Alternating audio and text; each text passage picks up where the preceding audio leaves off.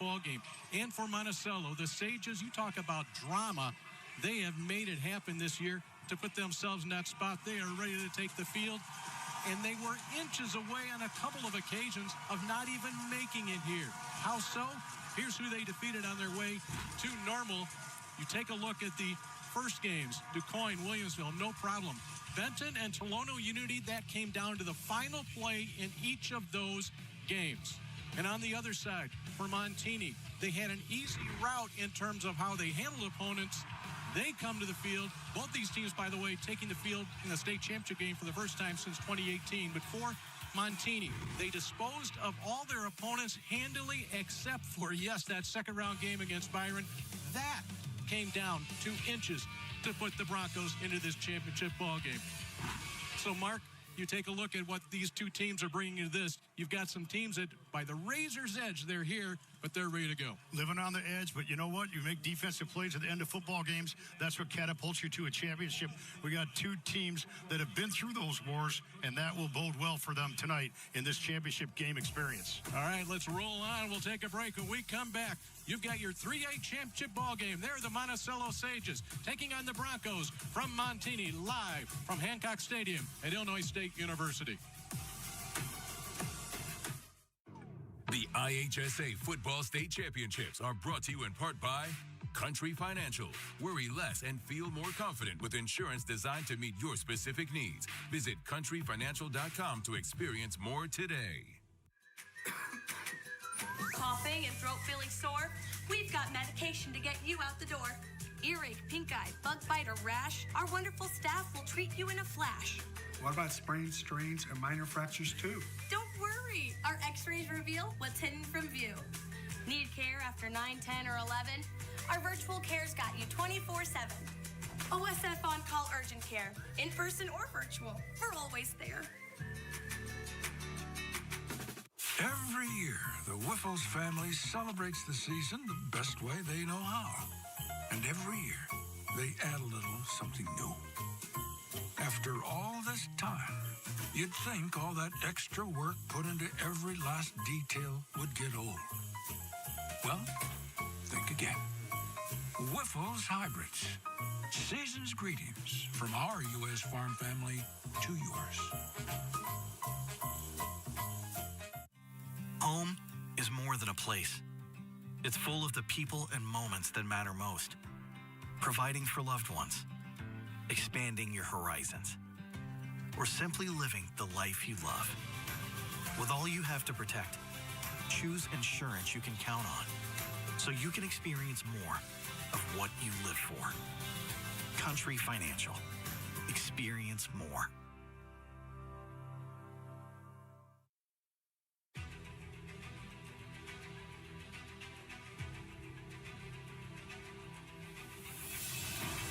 We're going to need more fuel. A renewable way to get that fuel instead of relying on foreign countries for petroleum, we can just grow our own fuel. Our fields are literally full of energy.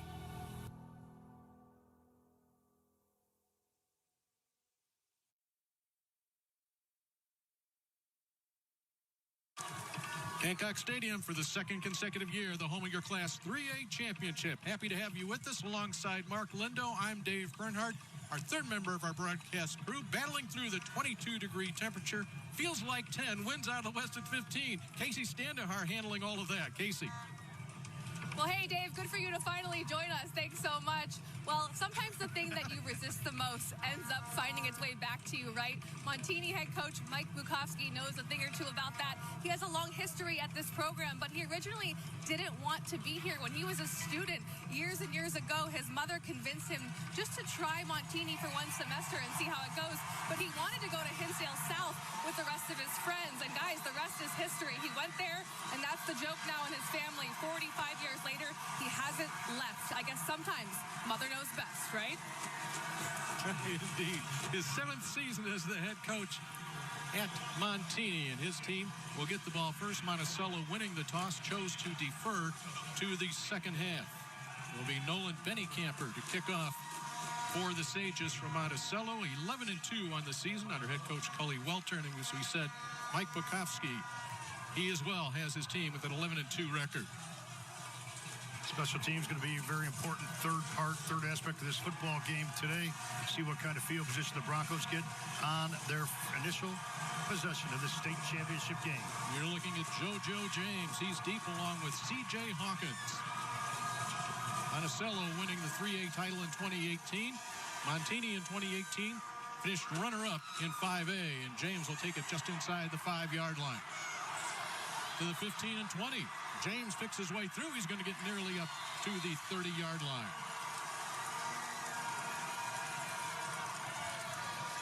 Today's starting lineups are presented by OSF, and our starting lineups on the offensive side for Montini. We talked about Izzy Abrams. Jeremiah Peterson is a load. Keep an eye on Santonio Florio. He is dynamic. And on the offensive line, it's a big offensive line. You get a good look at him there. Number 70, J.C. Hayes, makes this team go up front. Florida in the slot to start things. They're going to try to give 6 to 8 targets at least. Go Peterson up the middle. Big gain on first down. He's near the 45-yard line.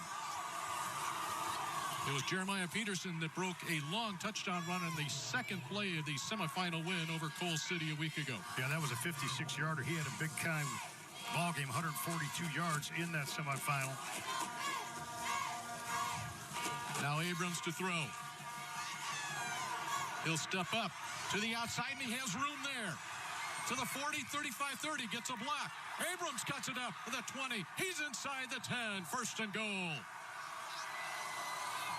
Two explosive plays to start this game for the Broncos. That's the kind of athleticism he indeed does have. This play breaks down. Watch him go through his progressions. Check, check, check. Feet are moving. Eyes are downfield. A little bit of shake, a little bit of bake, and then he does a thing. He's just gliding down the sideline, picking up a stalk block, and puts his team deep into the red zone at the 8, knocking on the door very early on. That's the kind of athletic ability that nice 6'3" sophomore has. What a great frame at 190. 48 yards on the run, brings it to the 8-yard line, first and goal from there.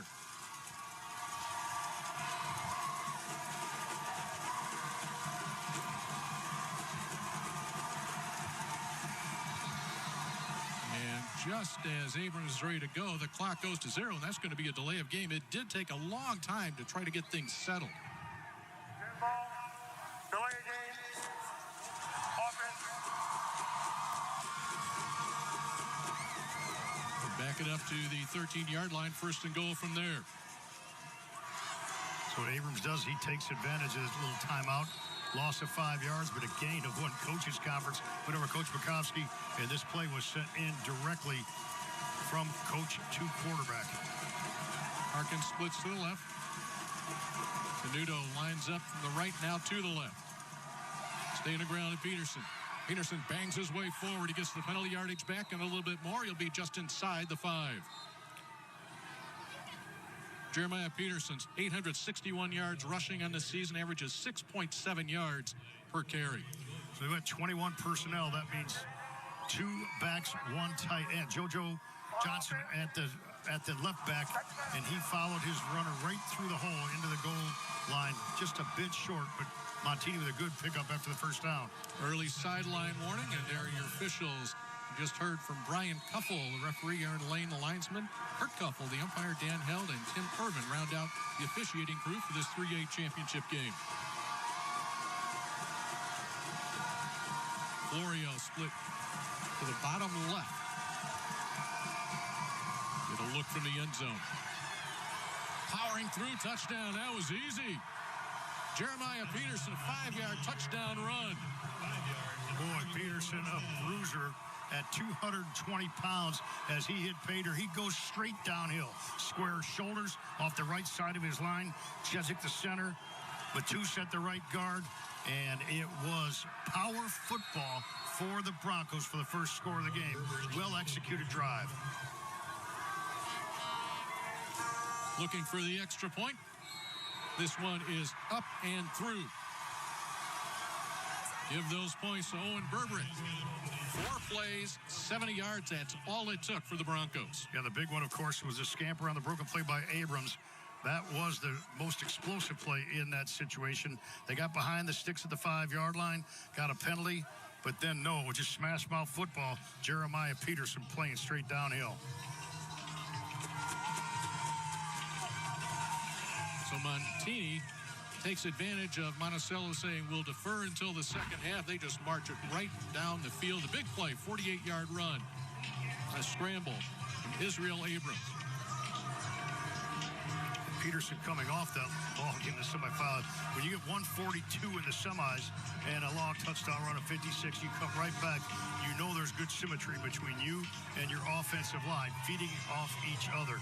You know, a great back can make an average offensive line look good, but an average offensive line can make a great back look good. So you can help each other out. And when both are working in unison, you got something special. Burbrick will roll it along the ground, bobbled momentarily, picked up by Foreign. It's Carter Foreign. Let's take a look at the starting lineups offensively for Monticello, brought to you by OSF. Your quarterback is Ike Young. We talked about Ike Young. Carter Foreign, he's a factor as well, record holder in terms of receiving yards for Monticello. Olin Bennicamper is all over this field. Now the offensive line, they'll have their work cut out for him against a dynamic defensive front. Sam Burson on the right side, Mason High.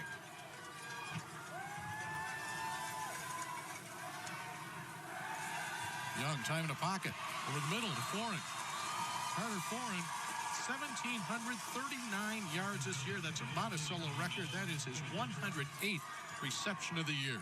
Pretty amazing. Got a 84-yard touchdown catch in the quarterfinal. So you can see he's got the ability to do intermediate routes. That was just a little skinny post on first down out of the pistol. On time, on target was their fine quarterback, Ike Young. There's Bennicamper split wide to the left. Ball on the ground, not much yardage there. And your defensive starting lineup presented by OSF for Montini. Again, this is a defense that has been absolutely outstanding in the playoffs.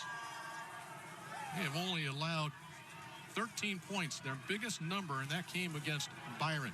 Jackson Lane, the leader in the inside. Santino Tenuto will go both ways. Young on a delay. Had an opening. It's closed up in a hurry. So what they've done their first three plays, more likely in script, meaning they had already pre-decided what they're doing. They get a first down pass to Foreign. Then they have a quarterback power, and then they have a quarterback delay. All three of those plays probably in script. What I mean by that is they've already decided what they're going to run before trying to see how the defense can react. Montini at 3-2 right now. They'll try the middle and turned away.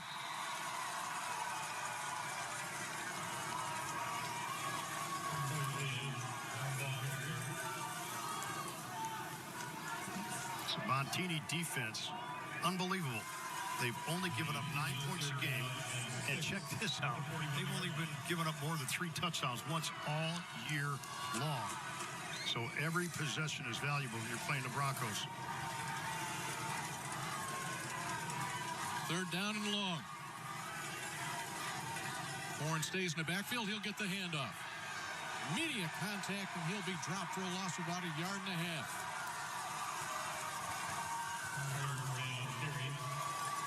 Number 52, Douglas Mateo.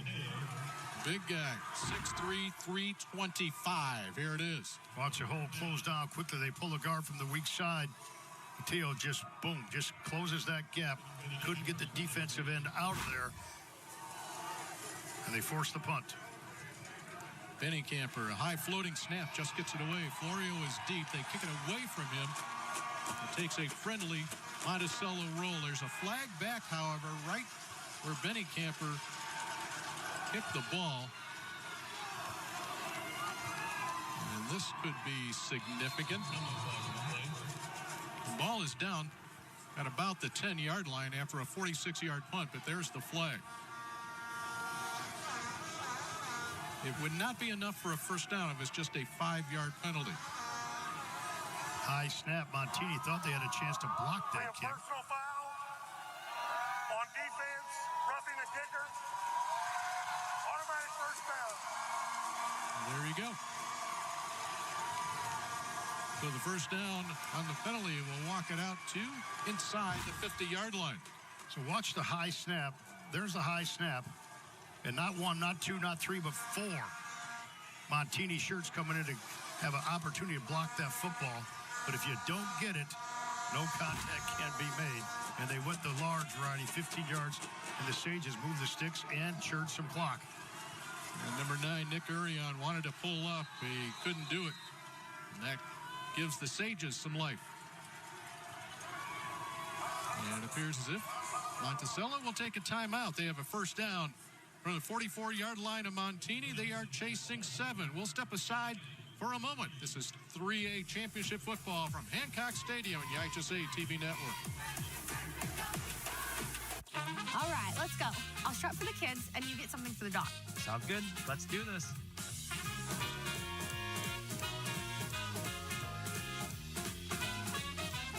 Whether you're shopping for gifts or something for yourself, Don't forget toys for the dog. rush in for Black Friday deals at Menards that everyone will love. Because when they're gone, they're gone. Save big money at Menards. Imagine going from the classroom to the big stage. This territory, this place, our home, isn't just for learning, but for understanding the very power of what imagination actually means. A place where you can go from player to coach, from the ground to the sky. So close your eyes, envision the roar that is a spirit of thousands of Salukis. Capture this moment and go forward together. The IHSA Football State Championships are brought to you in part by Menards. Save big money on all your home improvement needs. And by SIU Carbondale. Imagine the possibilities.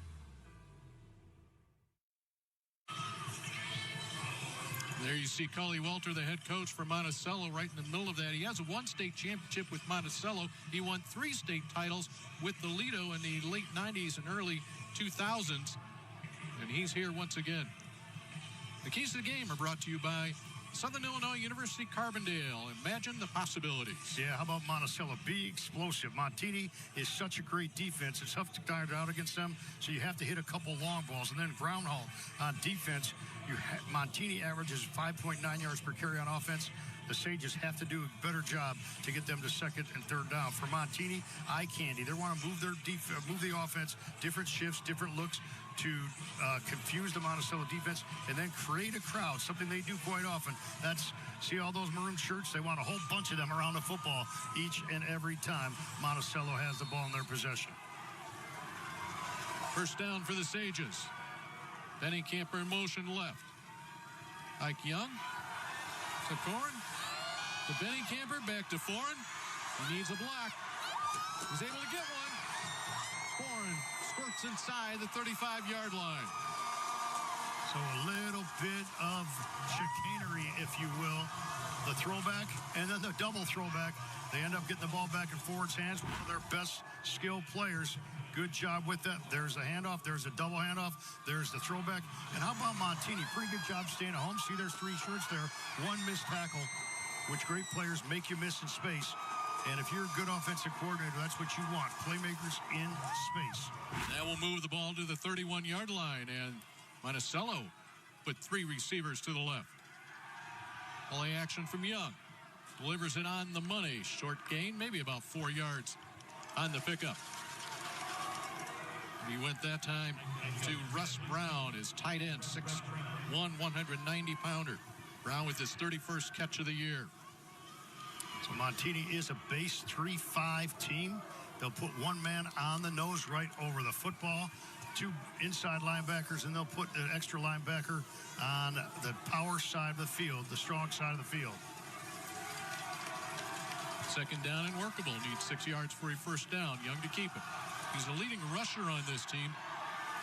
He made a cut and had his legs taken out from underneath him. Short gain, the stop, Nick Arion. Nick and Vince Arion, twins. Defensive backs for Montini. We got about a yard for Young. So we said Young, the leading rusher. He's gone over 1,000 yards this year and over 1,100 yards. In addition, as Mark mentioned earlier, throwing for almost 3,200. 4,290 total yards of offense. 49 touchdowns accounted for. Those are big-time numbers for a big-time player. 3-sport athlete, plays some defense as well. And if you think he can throw the football, wait till you see him throw a baseball, right? Yes. This will be a second timeout called by Monticello. That'll give us a chance. Midway through the first quarter of your 3A championship game, Montini scoring on its opening drive and a 7-0 lead.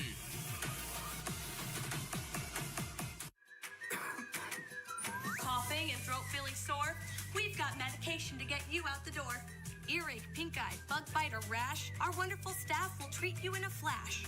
What about sprains, strains, and minor fractures too? Don't worry. Our x-rays reveal what's hidden from view. Need care after 9, 10, or 11? Our virtual care's got you 24/7. OSF on-call urgent care, in person or virtual. We're always there.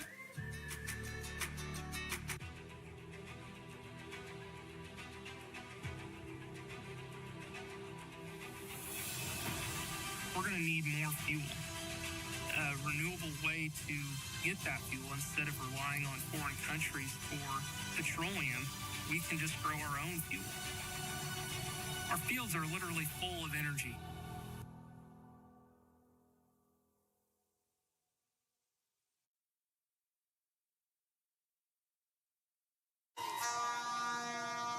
Oh, yeah, we're bundled up with 22-degree temperatures. It feels like 10 degrees above, but the fans have been here all day long. This is the third game out of 4 here on Friday. Earlier on today, we've had some big numbers. How about Althoff winning a state title 57-14 over Lena Winslow, and then Chicago Christian rolled over Maroa Forsyth, shutting out the Trojans 47-0. Following this ball game, Mount Zion making his first ever appearance in the state championship game to take on DePaul College Prep. DePaul College Prep under that name making its first appearance. That's formerly Gordon Tech. And of course, 4 games again tomorrow. Well, this drive for Monticello, Mark, 4 runs and 4 passes. They've mixed it up, maybe more so than they normally do. Yeah, good balance. They've really done a good job. They're very conscious right now of using the clock. 4 minutes and 37 seconds of time of possession. I see Mike Bukowski trying to enhance his defense right now in this third down play. But I think what the Sages have done is use some clock. And what they want to do is keep Montini wear on their defense. They're going to defense we talked about, just wear on them, keep punching them. And usually it's a passing attack. Tonight it's been a little bit of balance on this drive. So 2 timeouts called by Cully Welter in the first 6 minutes of this game. Got a dead ball, illegal substitution on White. And that is rough. Monticello, after the timeout, has an illegal substitution. And we'll back it up 5. Yeah, they're trying to play with 12. That would give you a good advantage on third down. They didn't get it done. Need a little over 10 yards for a first down. 3-by-2 set. Watch them go to the bottom. Here they come. And that did not come out of the hand cleanly for Young. He was looking for Foreign, and it will be 4th down. Ford, obviously the go-to guy. They had him they had trips to the left and twins to the right here. They tried to get out the ball out in space. And very uncharacteristic, Young short-armed that ball to the boundary side.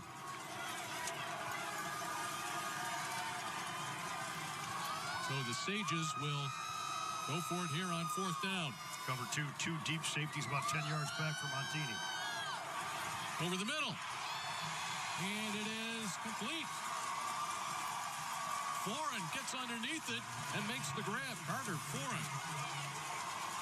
We're talking about some big games from Foreign. Second round against Williamsville. Caught 8 passes for 236 yards. 207 yards last week in the semis. Good job by Young. And what a great catch by Foreign, because that ball was behind him. He turned his body, got the hands underneath the football. Great catch. And that was at twin safeties. They found the soft spot right in the middle of that zone. Big-time conversion with a big-time catch.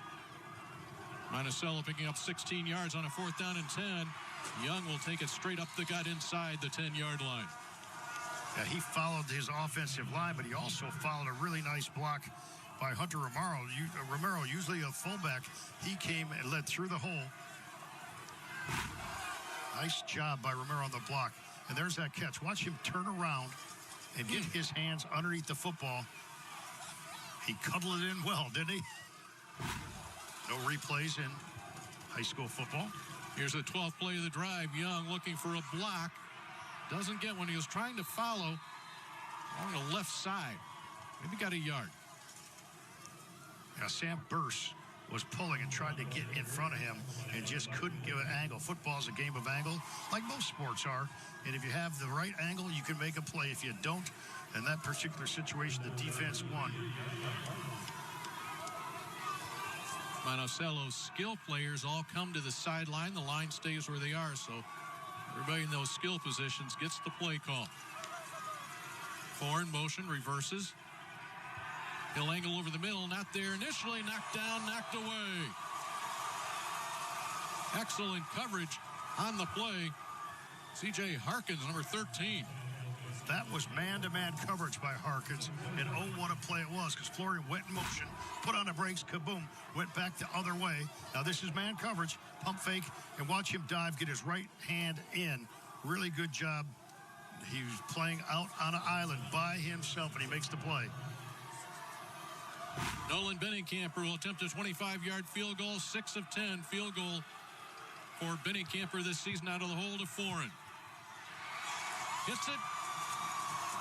It sails wide right, so the long drive comes up empty for the Sages. It was a 13-play drive and no points to show for it. So if you believe in moral victories, they just got one by ball control. But when you have a fine drive like that, you have to put points on board. Snap a little bit high. Hold got down. Benningamp did not get his leg through that football. Montini with 4:12 to play in the first quarter will run their 5th play of the game.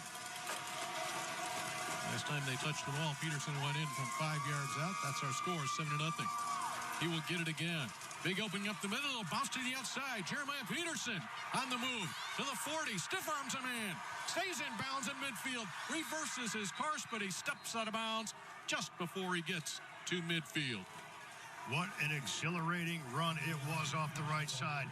He changed directions, agility, the ability to change directions quickly. And the big fella at 220 plants his foot in the turf after he came out of that first pile. Now watch the cut right there. And now he's going to cut back again after the stiff arm. Right there, he stepped out of bounds. But what an exciting play he is. A dynamic player downhill. Peterson's carried the ball 4 times for 55 yards. This time they'll go quickly to the right side. A block to the outside. Down that right sideline, staying in bounds, and now out of bounds. Did he go out? Touchdown. Tiptoeing all the way through, C.J. Harkins. Another explosive, big-time play for the Broncos. Big-time Montini with like 3 explosive already. The beneficiary of a great block their time was Harkins, who has 10 touchdowns on the year. What a great block it was downfield by Angelo DeCenzi, who really was the springboard for that explosive touchdown play. Broncos on a roll. 2 possessions, 2 scores, 2 extra points, 14-0. We still have 3:50 to play in the first quarter. So they get the ball where they want it to Harkins on the outside. Harkins 6'2", 180. There's the quick release, the catch. Look at that block by 71. Knocked the corner right out of there. Harkins does the rest. Little stutter, little shake, little bake. Great balance on the outside. And then the cutback, and the celebration started at about the 10-yard line is Montini with some blitzkrieg scores. No doubt about it. Explosive plays. They've only had, 7 or 8 plays? Who cares? They have 14 points up on the big board. That drive only used up 2 minutes and 4 seconds, and that came after a long drive, a 13-play drive for Monticello, came up empty. Izzy Abrams gets it out to his playmakers. And Mike Bukowski has to be feeling pretty good right now with under 4 minutes to play in the first. Izzy Abrams had 4 touchdown passes in the semifinal. One already night. After the semifinal, he told the media, "We've worked so hard for this. This was our goal since January." Sages to get their hand on the ball, but it will head into the end zone. They'll have to start from their 20, trailing 14-0. For Monticello, the road to normal is brought to you by the Illinois State Police. Integrity, service, pride. Not too far for Sages fans to travel, just a little bit southeast of Champaign. They make their way here to Hancock Stadium. And for Montini, hailing from Lombard, they will head down a familiar trip. This is a Montini team a program that's been used to being here. 6 state championships, 3 times they finished runners-up. Like a relentless weed, moderate to severe ulcerative colitis symptoms can keep coming back. Start to break away from UC with Tremfya, with rapid relief at 4 weeks. Tremfya blocks a key source of inflammation. At 1 year, many people experienced remission, and some saw 100% visible healing of their intestinal lining. Serious allergic reactions and increased risk of infections may occur. Before treatment, your doctor should check you for infections and TB. Tell your doctor if you have an infection, flu-like symptoms, or if you need a vaccine. Healing is possible with Tremfya. Ask your doctor about Tremfya today. Up in the semifinal game, and that will be Young falling on the ball back to the 35-yard line, and that will be a loss of about 5. Monticello fans, we had a chance. This is Hancock Stadium. Just to the west, attached to this stadium, is Horton Fieldhouse. It's where Illinois State University used to play all their basketball games. Well, the IHSA has done a wonderful job setting up a fan area there. The Monticello fans were out in force. Nothing there. Ike Young was looking to pick his way through, and there was nothing to pick through. He gets to the line of scrimmage, and that is it. You're talking about a Montini defense that is just so difficult. Why? They're strong, they're physical, and they keep their eyes. What do I mean by that? You always need to know where the ball's at. You can't follow movement. You can't follow shifts. You can't follow fakes. Keep your eyes. Great defenders do that. Montini's got a team full. Looking for 14 yards on 3rd down. Young, calm in the pocket. Horn has to go down to get it, but he is well short of the 1st down. Or make that Benny Camper with the catch. And that will bring on the punting unit for the Sages. Last time they came on, it was roughing the kicker call, and it kept the drive alive for Monticello. Young is such a special athlete. However, a couple passes already tonight, you kind of want to just let it go, right? And he tried to soften, guide that football. Let it rip. Use that strong arm that you have. No pressure this time. A little angle to the kick, and it'll go out of bounds at about the 30-yard line. The one thing you talk about Ike Young, he's a baseball pitcher. I don't know that he has pitched in 22-degree temperatures with a 10-degree wind chill.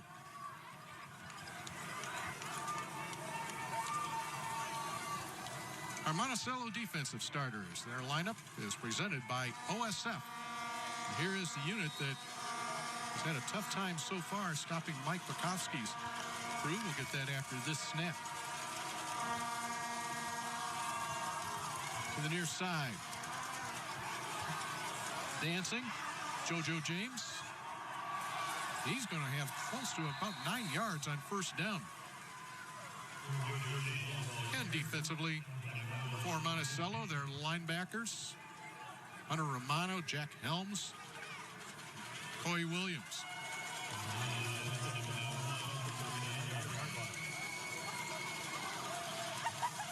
Defensive backs, you see a lot of familiar names there going both ways for the Sages. That pass a little bit high, snagged nicely by Vince Arion.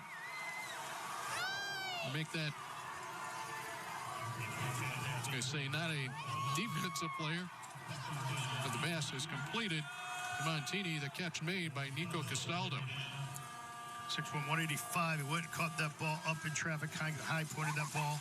See him check with the official, make sure he's aligned correctly. Montini on the move once again. Abrams quickly to the right side. A flag goes down.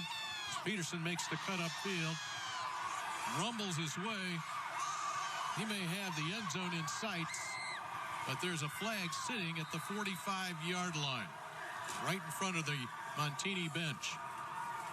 Well, you knew what it was because of your voice influx. You know who else knew what it was? Abrams. He never got excited at all after he threw that pass on the perimeter. He knows this is coming back. Everyone's got to walk back 50 yards, but Abrams, he knows exactly where he's going to be here. Well, that big guy right there, that touchdown will come back, but 5'11", 220-pounder, he has had himself a first quarter. Sideline on Montini. Touchdown won't be good.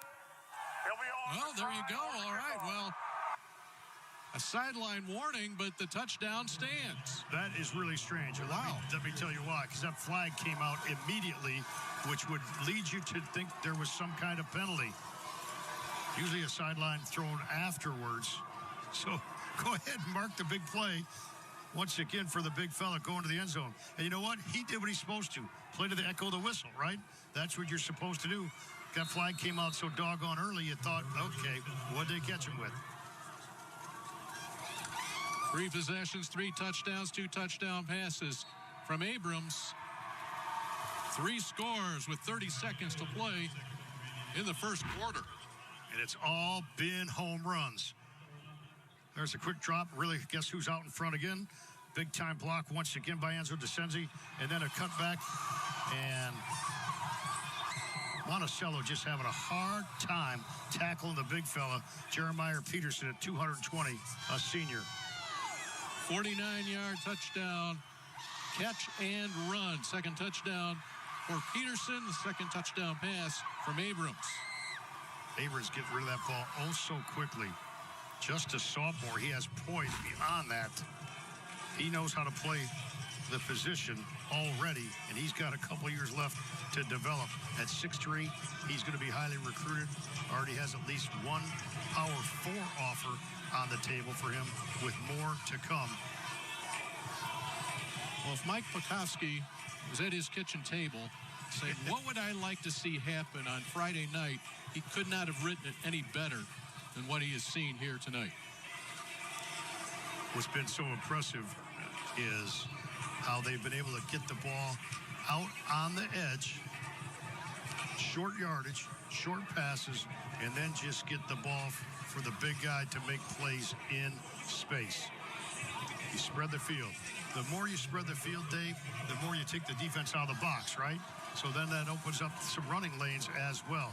Really tough to defend when you have that kind of balance in your offense and you have that many shifts and motions with your alignments.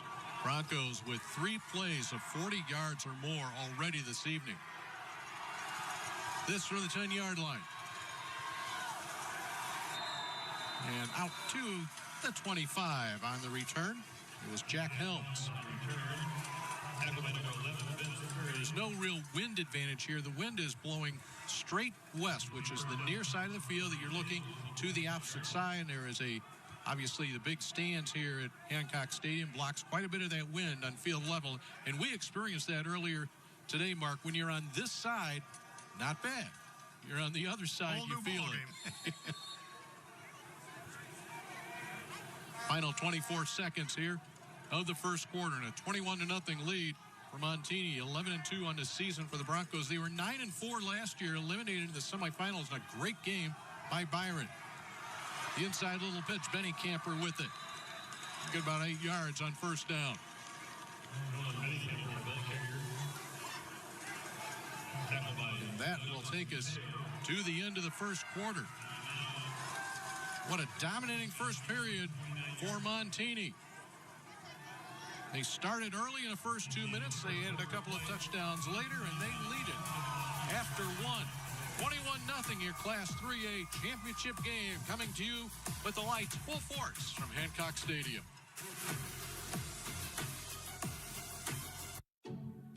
Like a relentless weed, moderate to severe ulcerative colitis symptoms can keep coming back. Start to break away from UC with Tremfya, with rapid relief at 4 weeks. Tremfya blocks a key source of inflammation. At 1 year, many people experienced remission. and some saw 100% visible healing of their intestinal lining. Serious allergic reactions and increased risk of infections may occur. Before treatment, your doctor should check you for infections and TB. Tell your doctor if you have an infection, flu-like symptoms, or if you need a vaccine. Healing is possible with Tremfya. Ask your doctor about Tremfya today.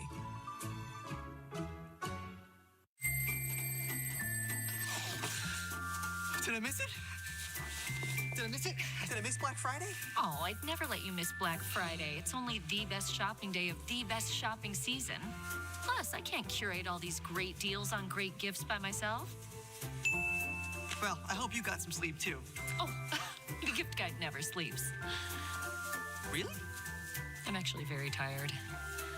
This holiday season, let Macy's be your guide to gifting. Hi, I'm Rick Ridings.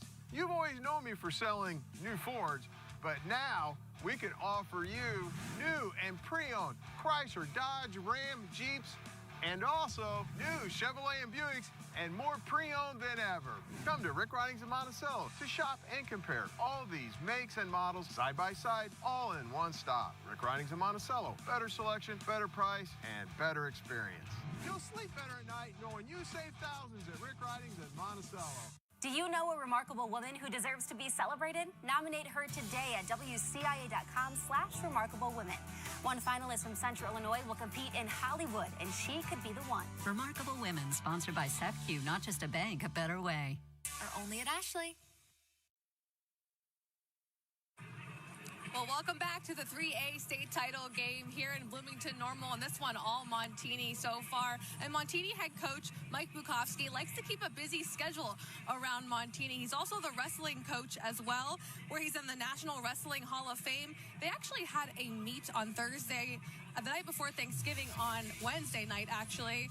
And he said the crossover isn't a coincidence either. The best Montini football teams over the years have had a strong correlation to wrestling. And that's not all. Bukowski also serves as an assistant coach for his daughter, Amy, who took over coaching the Montini softball team.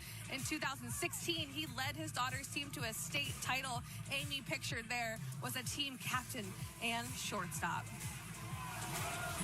And now, Casey, she's the head softball coach at Montini, assisted by her dad. Her dad. Imagine that. So that man, there's the man in your picture. He never sleeps. And he told us he was moving wrestling mats the week that he was getting ready for the state football championship. A jack of all trades that doesn't sleep. We begin the second quarter. Ball on the ground, and depending on forward progress, it will be a first down. But how about, we talked about Montini's defense. They have only allowed 2.1 yards per play here tonight. Meanwhile, the Broncos offense has averaged 25 yards per play. Yeah, and they're three-man front right now. On that particular player, it was Mateo that came in at the nose. Right now, moving in the nose position right over center is J.C. Hayes, right on top of the center. Watch the push there. That was good enough for a first down. And that pass is incomplete. Second down. Once again, Carter Foran, the intended receiver. So Mateo's in.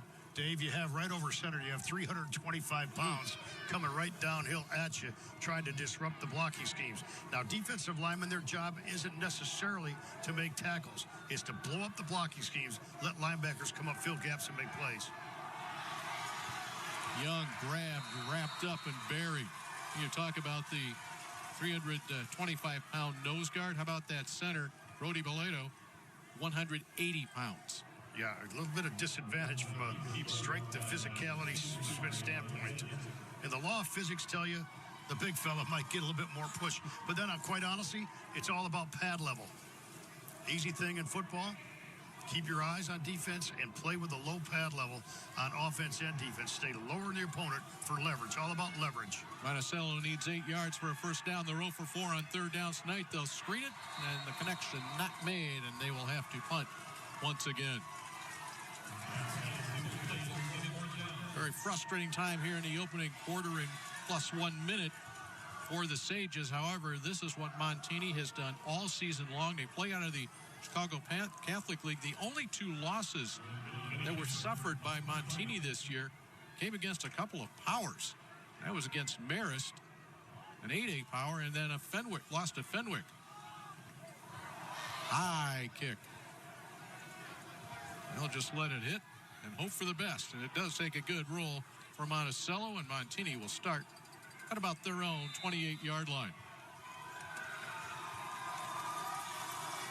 29 yards on the punt, as there was pressure on Benningcamper on that punt. Remember, they had pressure on the first punt, led to a roughing call. On the second punt, no pressure.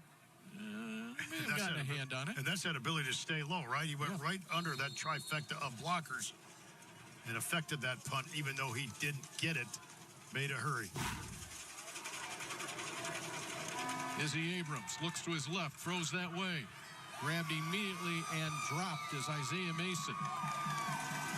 Good coverage from Benningcamper. Jeremiah Peterson's probably going to get the next touch. I'll bet you on that one. How's that? And he had 104 off-purpose yards in the first quarter.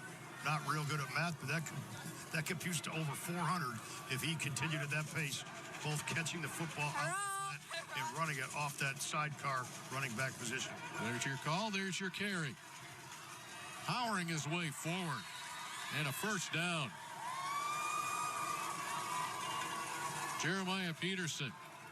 You saw his deceiving speed. The semifinal win over Wilmington. Peterson carried the ball 15 times for 140 yards. He's been used more and more as this postseason has gone on.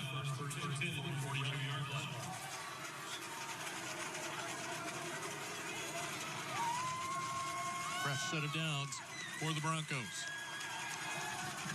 Abrams quickly to the left side. That's enough for about 4 yards on first down.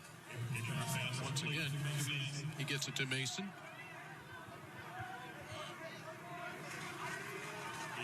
Huge crowd here on the near side wearing purple and gold. That's the Monticello fans. Second down, 5 yards to go. Peterson has a hole. He'll do the rest. He should have enough for the first down. There is not a good matchup here for the Monticello defense with number 6 in maroon.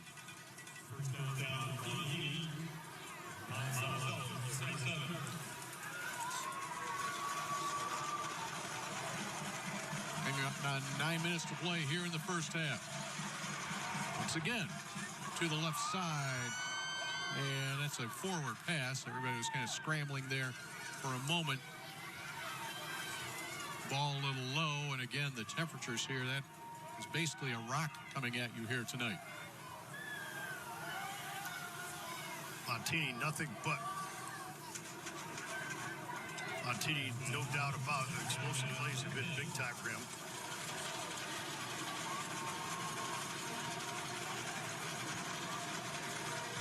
On 2nd and 10, Abrams looking to get to the corner. He's not going to get there. Closing quickly.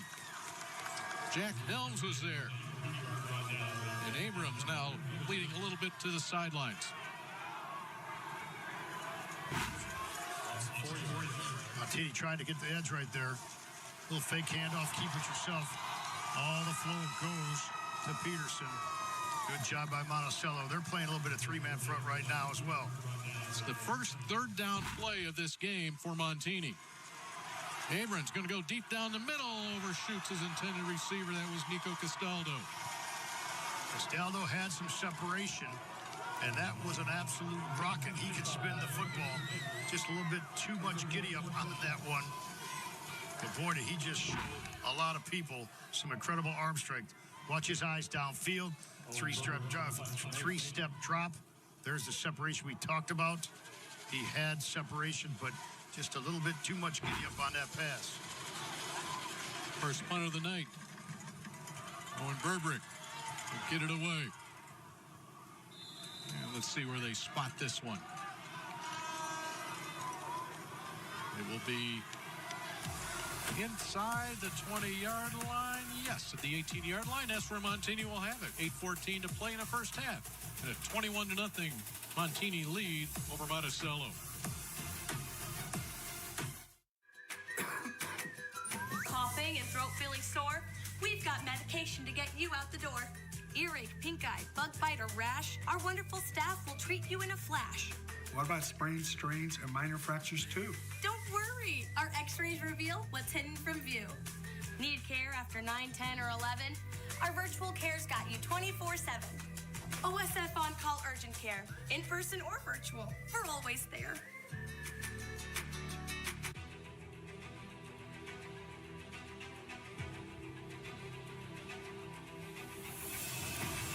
We're going to need more fuel.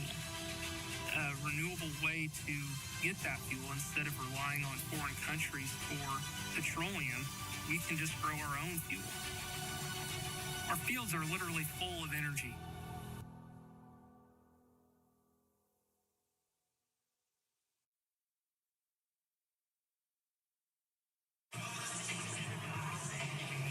Right in the middle of your picture there is Cully Welcher. This is 2024. Let's flash back to 1998. And Cully Welcher looks a little different, but it's the same game, a championship ball game. He was the head coach for Aledo in 1998. That's when Cully Welcher won his first game in the state championships. This is my first year at Aledo. I have an entirely new staff. We took us some time to get to know each other, the players and the coaches. I feel like we're peaking at the right time. We're playing a lot better football. Rockridge is a great team, though, and we're going to have to play our best game today. The 1998 Class 2A state championship, it came against Rockridge. Now, the thing that's interesting about that was an undefeated Rockridge team that 6 weeks earlier Aledo lost to 49-0. They certainly did, and came back and won the title 13-0. So that's like a 62-point turnaround. Oh my goodness! I think you came into that game an underdog, right? Yes, you probably did tonight. You know, unsubstantiated, but Cully Welcher is allegedly the only coach in Illinois to have won 100 games and a state title at 2 different schools. Pretty amazing. That is quite the accomplishment. No room for Young. Grabbed and thrown down. Making the stop, Brody Boyer. 5'10", 175-pound junior. Watch the penetration. Got his eyes downhill, but just absolutely, positively no time. Good individual stack right there by the junior.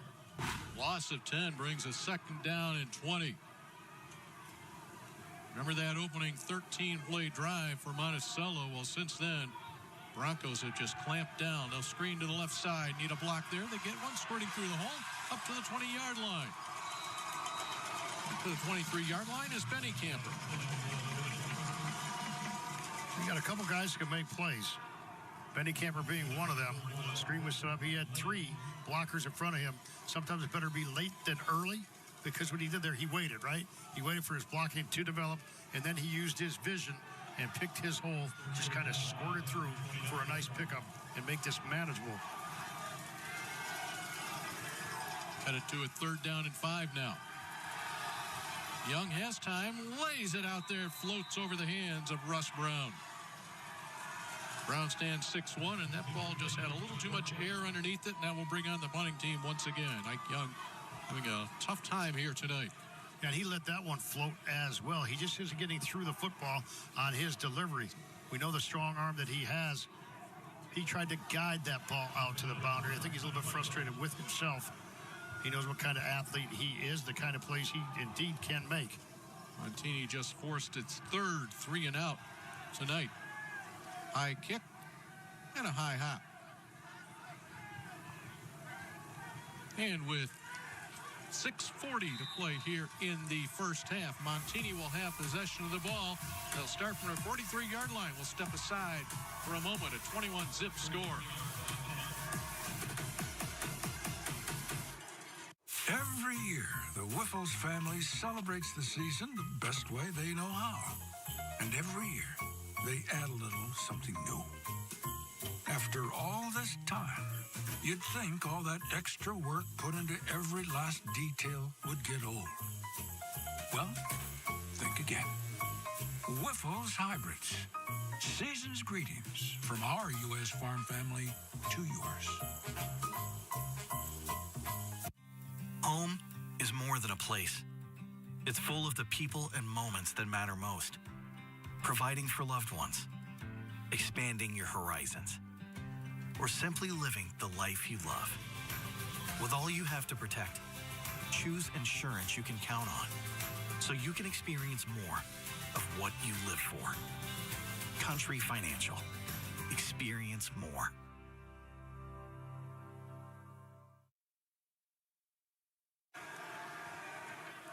It is the 50th anniversary of the Illinois High School Association State Football Championships. Way back in 1974, that's the first state champion in history, Flanagan.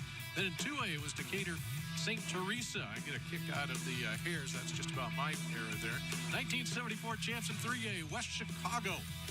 Congratulations to Rockford East. They were the 4A state champs. And then Glenbrook North, the 5A champions. Of course, now we've expanded all the way to an 8-class system. In Rockford East, they were led by Ira Matthews. He went out and started at Wisconsin. They're fine running back. I was at that game. Glenbrook North upset Bob Shannon, Caleb Winslow, and East St. Louis.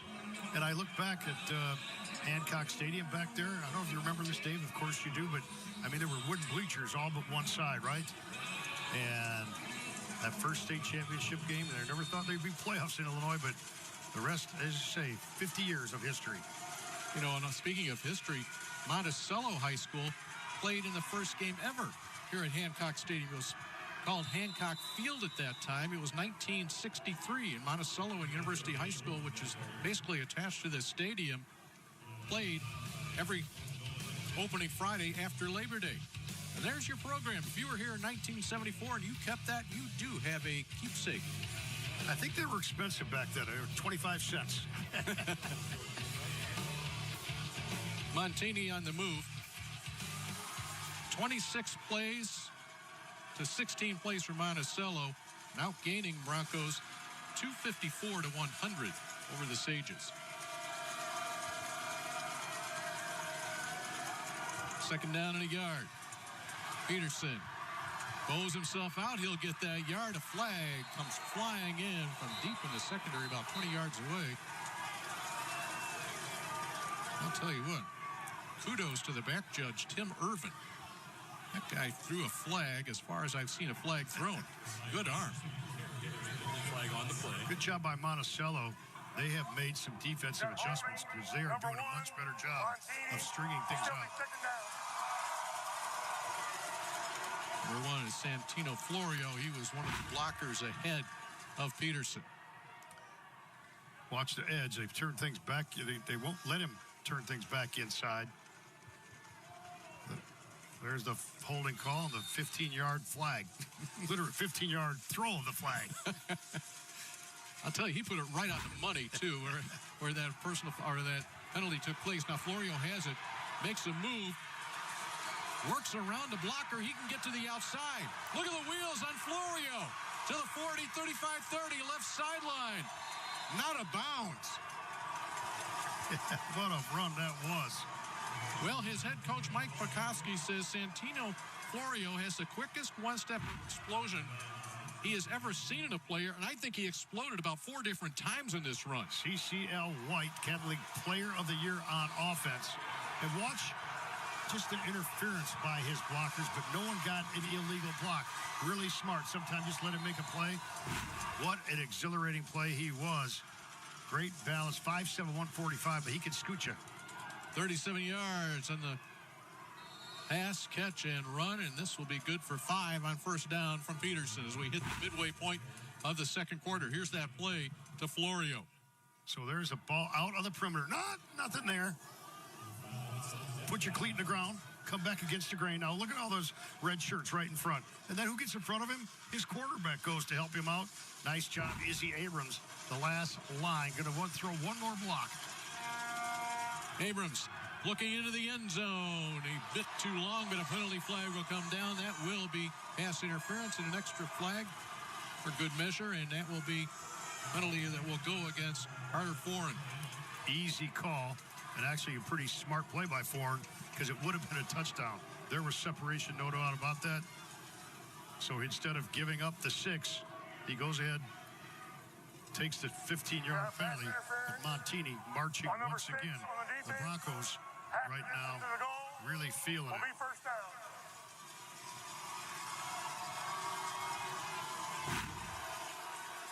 Third time Montini's been in the red zone, and Foreign, you saw the left hand up, but you saw that right hand down in the lower back.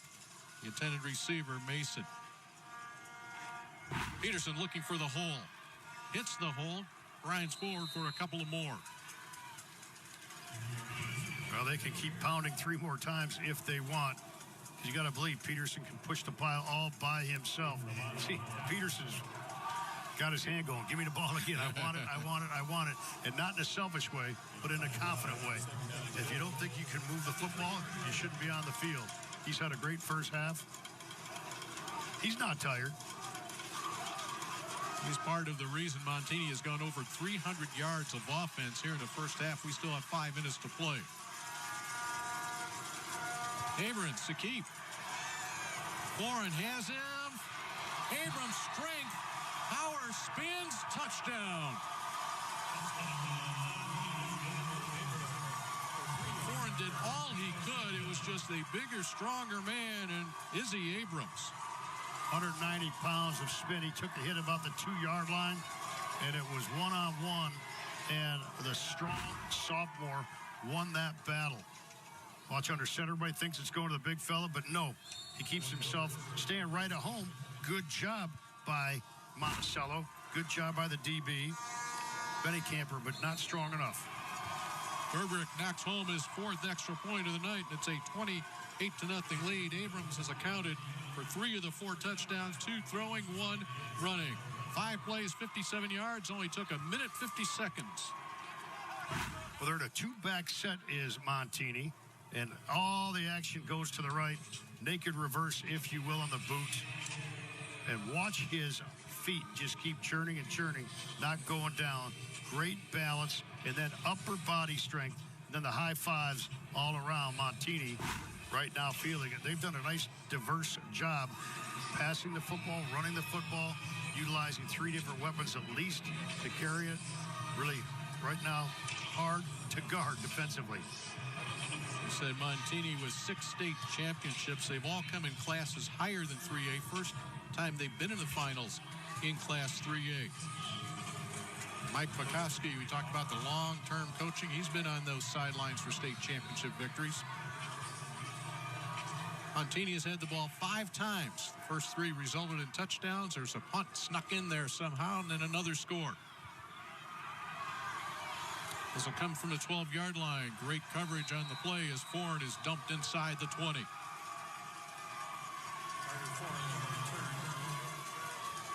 Jeremiah Peterson, didn't hear a lot about him earlier in the season, but boy, has he come up big here tonight. Jeremiah Peterson, a 5'11", 220-pound senior. He has been superlative. He's made people miss. He's run people over like that. He knows where the goal line's at. Big, strong, 220 coming off a 149-yard game in the semis. Watch him take that one. And look at the balance on the sideline to stay inbounds. Great footwork all around. Nice package of the full package player.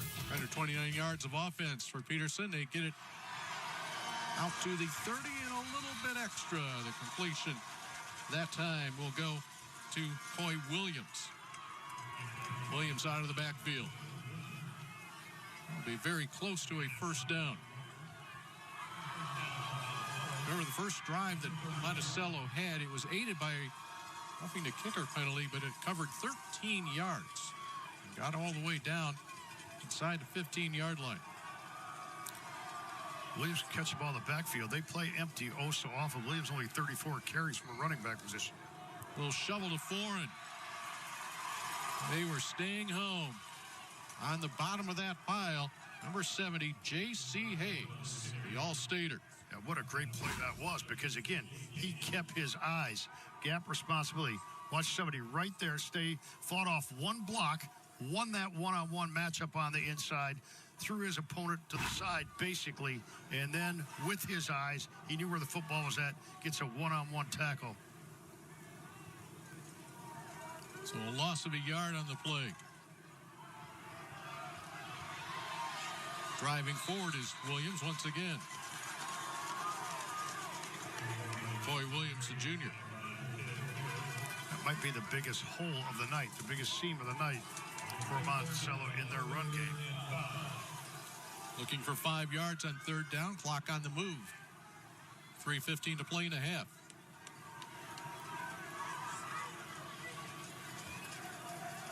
Montini still looking for its first third down conversion, or make that Monticello. Montini has not had too many third downs to deal with. That's a little shovel inside to Benningamper.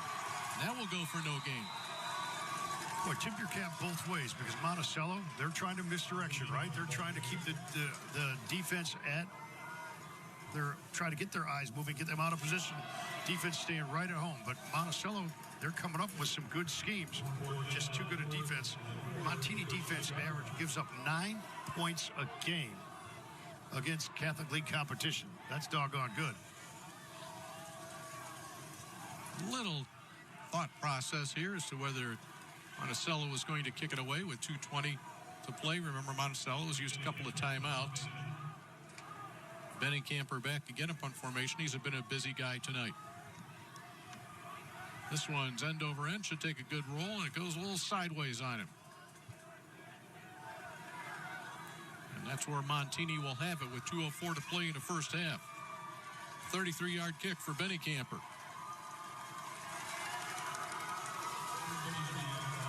Plenty of time for Montini. Now, normally you'd say, well, 2 minutes, you run a 2-minute drill. We've seen them already. They only need one handoff at some point tonight, the way they've had explosive plays. They have been chunk after chunk after chunk.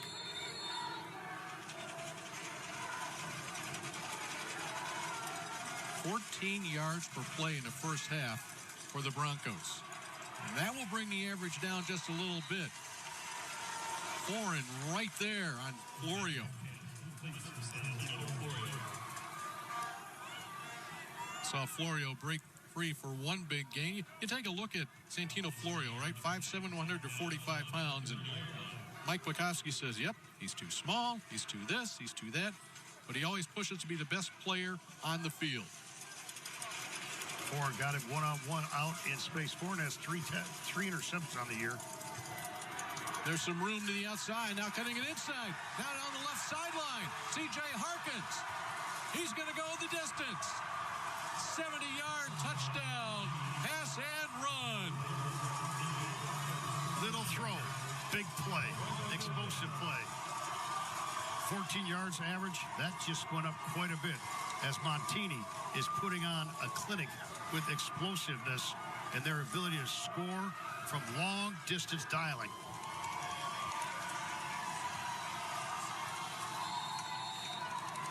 A 44-second two-play drive.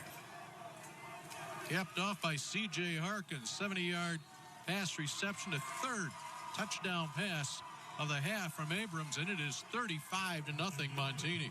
Harkins' second touchdown of the night. This one from 70 yards out. Ball got out on the edge in a hurry. Looked him away once. Nice block on the outside by Santino Florio. Those guys complement each other. And anytime you see a wide receiver or slot back block for each other, that's good stuff because you want to complement each other. There's that block we talked about. Now, a big fella getting it downfield as well. But after that, it was just speed down the sideline. And right now, Montini is fun to watch because of their big play ability. You look, you said that Florio and Harkins complement each other coming into this game. Florio with 9 touchdowns, 605 yards receiving. Harkins, 9 touchdowns, 592 yards receiving. And Harkins with a couple of scores tonight. Harkins with those 2 touchdowns. He had 2 touchdowns in the semifinals of 23 and 58 yards. So he's been 4 touchdowns in a game and a half, and all of them from 20 yards or beyond. That's big time as far as explosiveness. He'll be a recruit in the class of 2026. Already FCS and FBS interest for his scoring and receiving abilities. This will hit it about the 3 and fall into the end zone.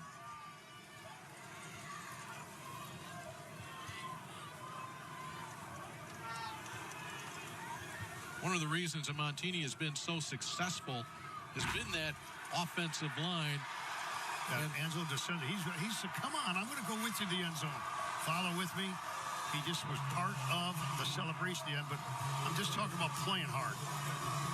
Just playing hard. That is, you could give up on the play, but Angelo DeSenzi, 6'5", 245, followed that down the field. Yeah, he only trailed Harkins by 5 yards down the field. 5-yard pickup on first down. Foreign has had his hands on the ball many times already tonight.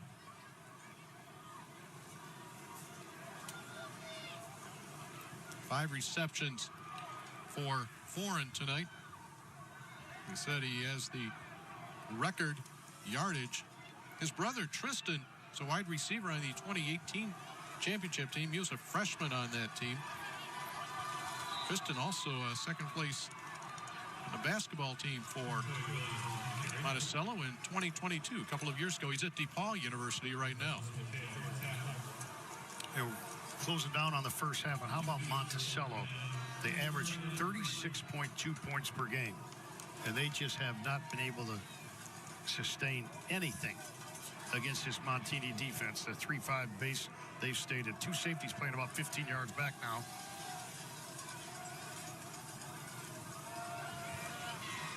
That will be enough for a first down, and that will stop the clock momentarily. Williams will get that first down carry. That will be it for the first half. Mike Bukowski will look up at one of the ends of this end zone. He points to the north end zone. He glances up. He will see a 35-0 lead. Total domination on both sides of the ball tonight. The Montini Broncos, we said only 2 losses on the season. They came in back-to-back games against 8-8 Power Marist and against Fenwick. Fenwick advancing to state playoffs. In fact, the loss to Fenwick was only 14-10. It was a 21-6 loss to Marist. They're dominating in 3A championship game here tonight. Well, let's go down to Casey Standahar. She's with Coach Bukowski. Thanks, Dave. Coach, a shutout win so far in this one. How much fun are you guys having out there? Well, we're playing well. We knew that we had to do that early. We took advantage of some things right off the start. We knew if we could get a fast start, we could really put some pressure on them, and our guys did a nice job of that. Not over yet so far. You mentioned some of your guys, Florio, Abrams, so many of your guys being so efficient with the football. How much of an edge do they give you? Well, we just think our athletes, they can go with anybody. And we've proven that all year long. It's so hard to cover all the aspects of our offense. We've got so much speed, and things are clicking right now. And the way we're running the football too, we're awfully hard to stop at this point. Anything you want to change at all? We just got to make sure that we come out ready to play. I've been around strange times, so we want to make sure that we're ready to go, and we play a good, solid second half. Thanks, Coach. Thank you. Let's check in with Edgy and Marshall in the Chicago studios. Guys? All right, thank you, Casey. It is halftime at the 3A state title game. We had a blowout in game number 1, a blowout in game number 2, and we look like we're well on our way here in game number 3. Oh, we are, and it's been interesting to watch. It's been just kind of physicality has been way on the Montini side. They're bigger, they're stronger, and they're just establishing that line play, and they are just controlling both sides of the ball. It really is as simple as that. Monticello gets a pass completion here or there, they move it, then they just get locked out. Okay, so we are going to get into the details of what happened. We'll give you highlights, and there were plenty of them if you were watching Montini in this one. Right now, it is halftime, 35-0. We'll be back with more at halftime. Imagine going from the classroom to the big stage. This territory, this place, our home, isn't just for learning, but for understanding the very power of what imagination actually means. A place where you can go from player to coach, from the ground to the sky. So close your eyes, envision the roar that is a spirit of thousands of Salukis. Capture this moment and go forward together. Attention high school students. If you're tired of hearing the same old college debt story, we've got an exciting alternative for you. Join the Mid-America Carpenters Union and let your career dreams take flight. You can earn great pay, enjoy no-cost health insurance, and secure a stable retirement, all with no college debt and an elite career that's here to stay. It's time to build your future your way. Ready to carve your path to success? Contact the Mid-America Carpenters Union today to learn how you can unleash your potential. You know what it's like to watch a winning team. Now it's your turn to be a part of one. The Illinois State Police is recruiting for our next cadet classes, and you could be our MVP. Protect the public, help those in need, and make a lasting impact in your community. Our mission, your future, higher purpose, higher pay. Starting pay is at $90,000 with incredible benefits package, including a take-home squad car, tuition reimbursement, paid leave, and more. Join the team that makes a difference. Apply today at IllinoisTrooper.com. All right, let's go. I'll shop for the kids, and you get something for the dog. Sounds good. Let's do this.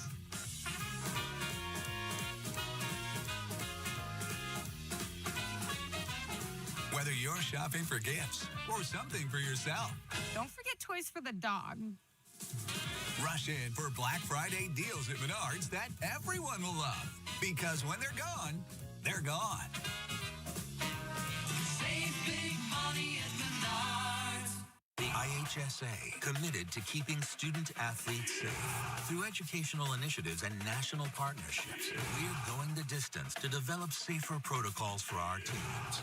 Plus, we continue to improve scheduling and conditioning to reduce injuries from preseason through each state championship.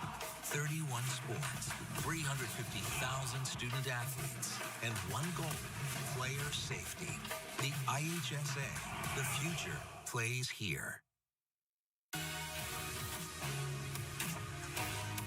Halftime here at the Class 3A title game. It has been very much one-sided, but that's been the theme of the day in this one. Montini up 35-0 on Monticello. Marshall Harris along with Edgy Tim O'Halloran getting you through this halftime here on the IHSA television network. And Edgy, let's be honest, this one has been one-sided from jump. One team doing whatever they want, imposing its will. Yeah, it really has been very surprising. I mean, Monticello putting up a ton of points this year.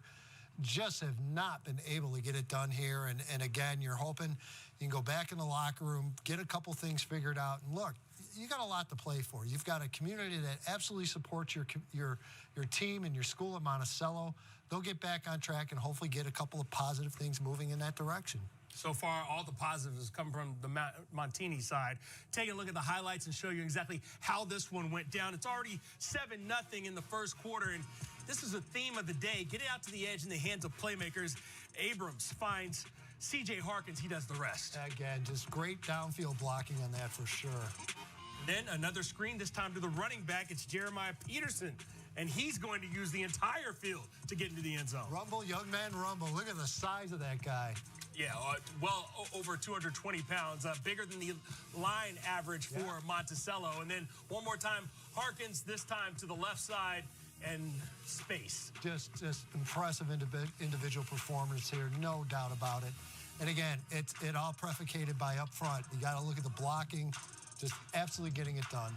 35-0. Harkins with 123 yards receiving on just those two catches. Edgy, you look at what happened with Monticello. How much of this is about the offensive and defensive lines for the respective teams? And just one averaging about 230 pounds and the other 211. Well, you're watching it. You're watching it whether it's a screen pass and you're seeing guys getting knocked downfield 5-10 yards, or even just up front defensively. Monticello on some of those counters, they can't go anywhere. There's too much traffic. Everything's bogged up inside. And again, between the size and the strength and the speed up front for Montini, it's been a lot for Monticello to overcome so far. All right, so Monticello now down 35-0. The question is, what can they do in the third quarter to at least feel like they have a chance of coming back? Ike Young.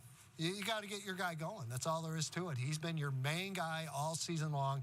You need to get him going. Again, this is a very creative offense, and I'm sure Coach will be able to get some things done. Get a little creative, mix some things up, and at least try to get Montini a little bit off balance. They're not off balance whatsoever so far. And if you're Montini, I'm sure you're going to tell me, just keep doing what you're doing until something changes you to Just keep keep the train rolling along. Keep feeding the big fellow the football, and I think you're going to be just fine, Montini. Just fine. All right, so it's 35-0 right now. We'll get you back out to Hancock Stadium in just a bit. But halftime continues. We'll take a look at some of the stats in this game. It's been an interesting day so far. We're halfway through the 3A state title game. Edgy and I back in a moment here in studio.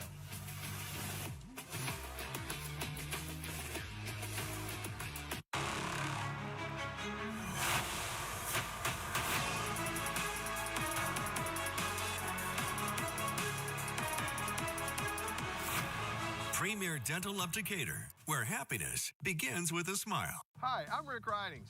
You've always known me for selling new Fords, but now we can offer you new and pre-owned Chrysler, Dodge, Ram, Jeeps, and also new Chevrolet and Buicks, and more pre-owned than ever. Come to Rick Ridings in Monticello to shop and compare all these makes and models side by side, all in one stop. Rick Ridings in Monticello. Better selection, better price, and better experience. You'll sleep better at night knowing you save thousands at Rick Ridings in Monticello. What are you looking for?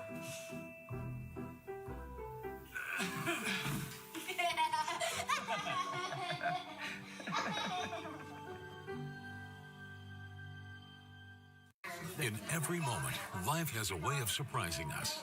But what if you're missing the sounds that matter most? Good morning. Welcome to Audubell. Welcome to Audubell.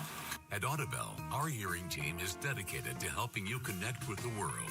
Our personalized care ensures you'll find the right solution for your hearing health needs. Don't miss a single moment. Experience life fully with Audubell. Visit us today and take the first step toward better hearing.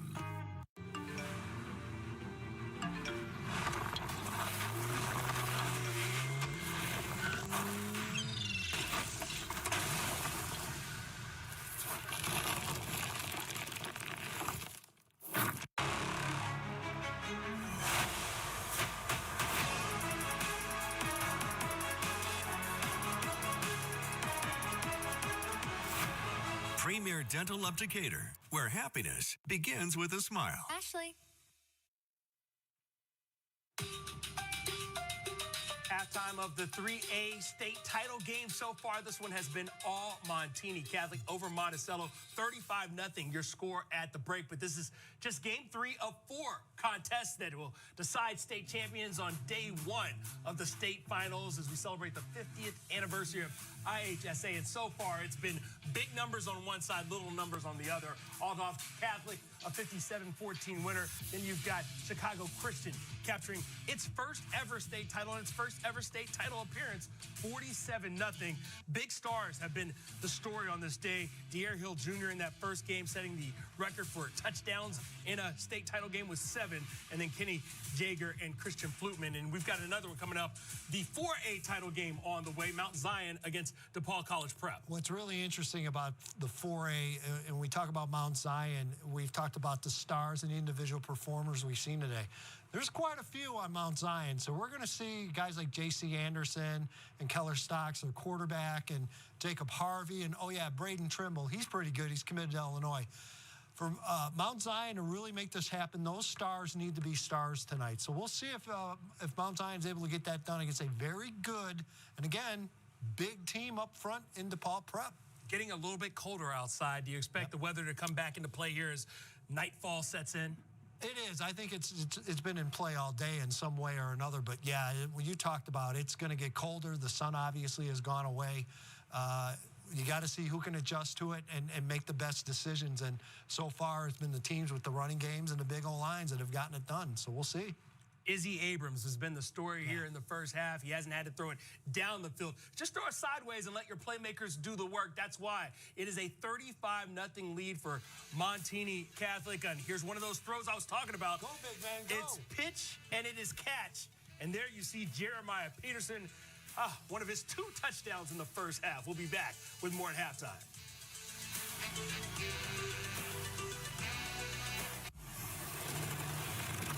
Imagine going from the classroom to the big stage.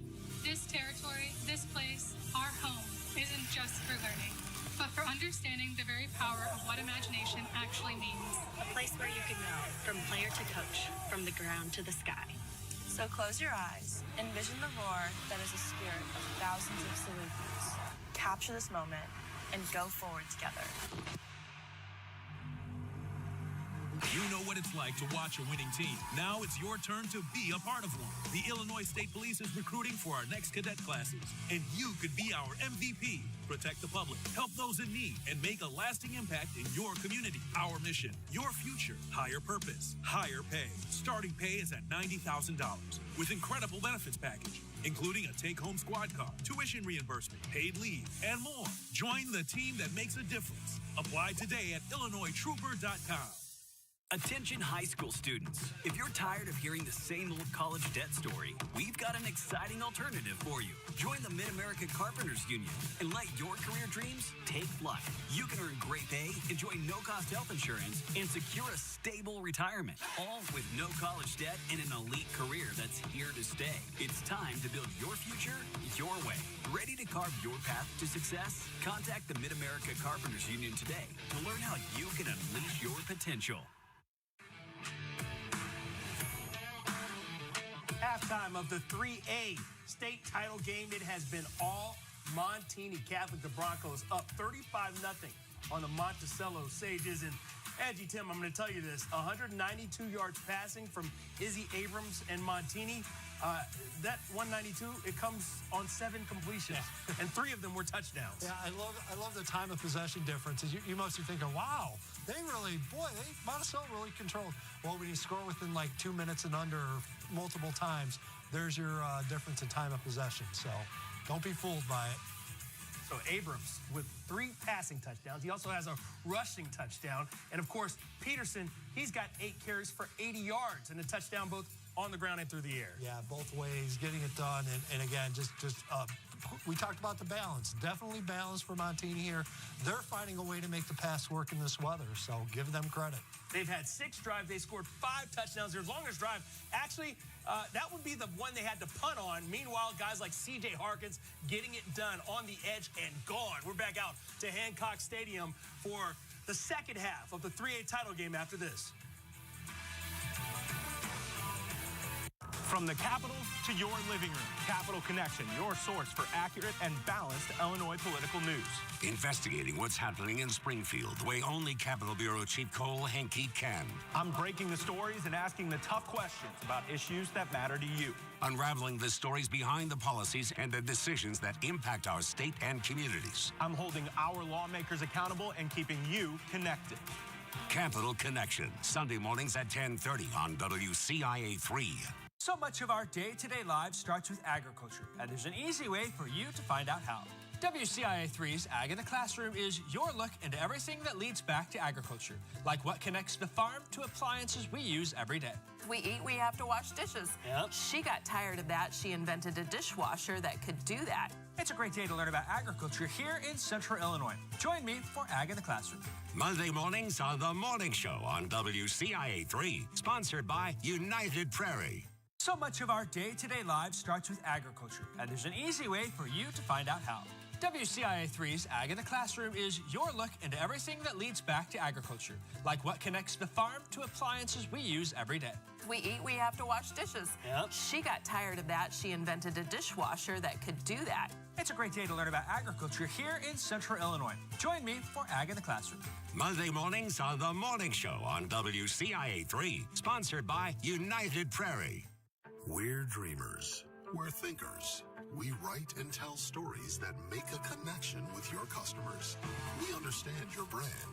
We understand your goals because your success is our success. Video production, digital marketing, graphic design. We have the creative team and technology to bring your message to life. Contact 509 Creative. We'll take it from here. Local creative, 509 Creative. To compare at Bob's. Back at Hancock Stadium, the score tells the story. Happy you've joined us here for our 3A championship ball game. And Mark, I was standing right here about an hour and a half ago when we were talking about the Montini defense. We played a half. And we're still going to talk about the Montini defense. They have just been swarming. All the action's been on the other side of the ball. Watch the maroon shirts. Contact early and often. The front line making play after play after play because they're getting such low pad leverage and because they're so physical and strong up front. And you see defensive linemen making tackles? Not very often. Usually it's linebackers. But these guys make plays and they're on a big sack right there. Montini just flat out fired up with their defense. Pitching a shutout, only giving up 9 points a game coming in and playing all the better tonight. And those defensive plays of the game were brought to you by Union Carpenters and Contractors, partners in building communities and supporting working families. Just 129 yards allowed. That tells a story. 1 out of 8 on third down defense. When you can get on and off the field in 3 downs, you've done something special. And only less than 2 yards per carry rush allowed. Strong defenses start with strong run defense. Monticello will get its hands on the ball first. Get a good look at number 41. He plays on special teams. He has been special on defense. That is Jackson Lane. Heck, Jackson Lane, he's the reason why Montini is here. He made the tackle on a 2-point conversion run for Byron in the final 10 seconds of that game. Had he not made that tackle, Byron could very well be playing in this championship ball game. Yeah, that was not 1 yard. It was about the 1 foot line. Byron went for 2 in their running game. We know how much they run the football perennially. Montini got the stop they needed, and the rest, they say, is history. Burbrick will hit it high. It will come down to the 10-yard line and drop. Helms will pick it up at the 5. He's in trouble. And it starts off the second half the way the first half closed. Let's get a chance to go down to Casey. She had a chance to talk to Monticello head coach Cully Welter. Yeah, Dave, thanks so much. Cully Welter told us at halftime that, he just knows this has been a bit of a blowout, but he did say we focused on 2 main things coming into this game, and we're going to maintain that same spirit. We wanted to make sure we had some fun out there and that we represent our community well, and they have done those 2 things. He did say they would make some offensive changes, but he didn't share those changes. He said, we'll see.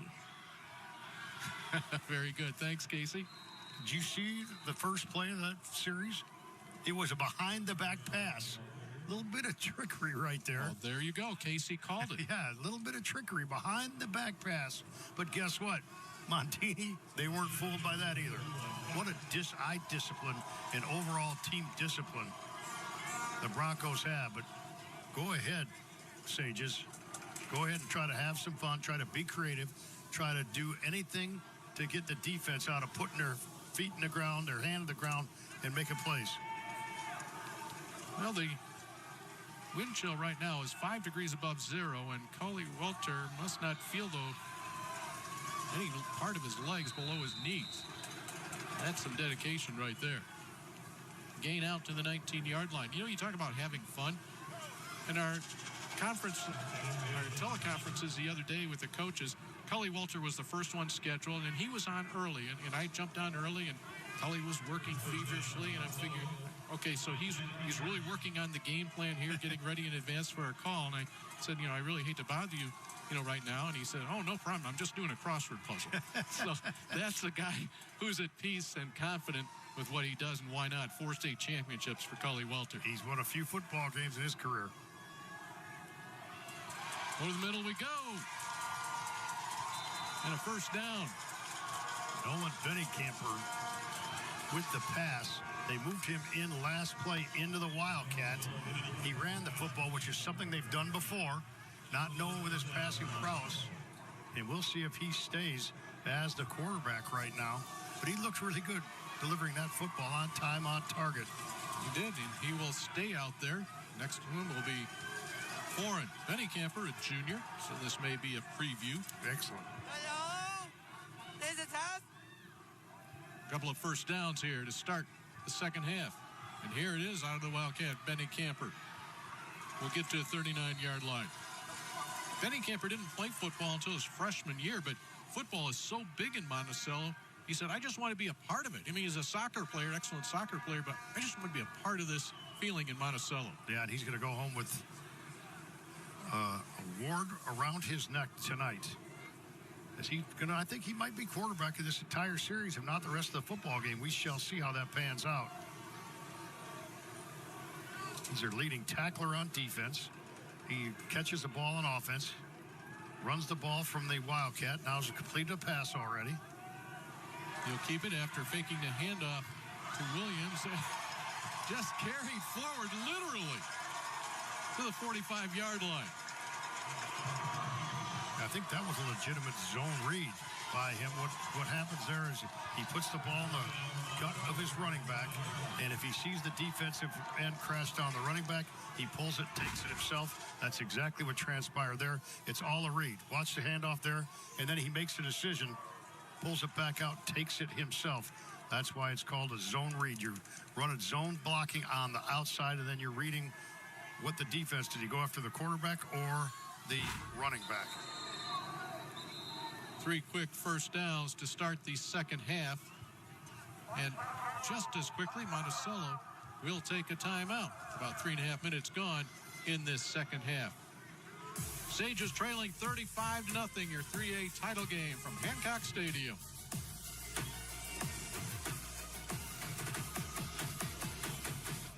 Hi, I'm Rick Ridings. You've always known me for selling new Fords, but now we can offer you new and pre-owned Chrysler, Dodge, Ram, Jeeps, and also new Chevrolet and Buicks, and more pre-owned than ever. Come to Rick Ridings in Monticello to shop and compare all these makes and models side by side, all in one stop. Rick Ridings in Monticello. Better selection, better price, and better experience.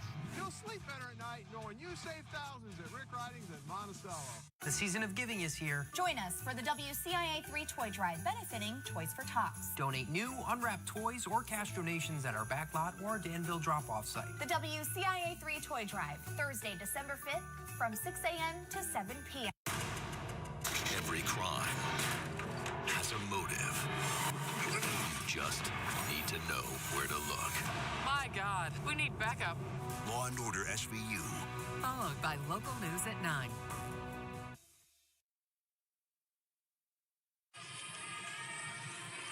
Tough road for Monticello to get to this championship ball game. They had to win a couple of thrillers. First of all, in the quarterfinals against Benton, it went to overtime.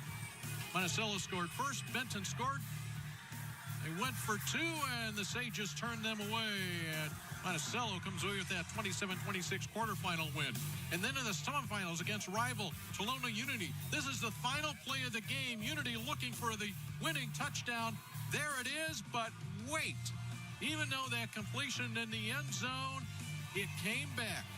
Ineligible receiver, and Monticello finds themselves right here in this championship game. Yeah, that last one was just crazy because Monticello scored late to take the lead. Then they thought they had won. The clock had run out, but no, 1 second to go. Unity had one more pass. They score a would-be winner, but the penalty's called. There were 3 different emotions in that football game. Benny Camper over the middle, just a bit too high, knocked away.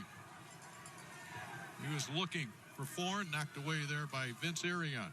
I'll tell you what, Benny Camper throws a nice ball. He threw that ball about 18 yards right on the hands. Good defense and two safeties right now. Montini playing, 2 safeties at the back end. I know Edgy Tim O'Halloran, along with Marshall Harris in the studio, have been talking about the weather all day. And really, this entire football season, high school football season, the weather has been outstanding. And now you get to the championship game, it's basically 5 above 0. In terms of feeling the ball, that was a very impressive toss, as you said, by Benny Camper. He has time. Again, drops it over there, and a big hit. Knocked away. Isaac Alexander doing the damage that time. Boy, the ball was there, and Alexander, kaboom, right on the hat, if you will, to jar this ball away. But Benny Camper, he throws that ball right in the hands. There's those twin safeties again, and no chance at all because of the hit for Hunter Romano to come down with that football. Good throw, good route, better defense. The best drive of the football game before this, remember that Monticello had first ball. They ran 14 plays, 6 minutes of clock before they missed a field goal. Now this drive started way back at their 5-yard line, so they're marching a little bit as well on this one with Benny Camper. Need 10 yards for a first down. Nobody home. But a flag is down, and I believe they're going to say that it was foreign that got tied up and maybe interfered with. Or maybe a hold. In fact, that's the direction it will go. It will be a holding call against Monticello. So a promising drive. Benny Camper in punt formation. Benny Camper will have to punt. I guess there may not have been a flag. Benny Camper punts. He passes. He's caught the ball. He's rushed the ball. He's tackled the ball. Bobbles that snap a little bit. Still has time to get it away.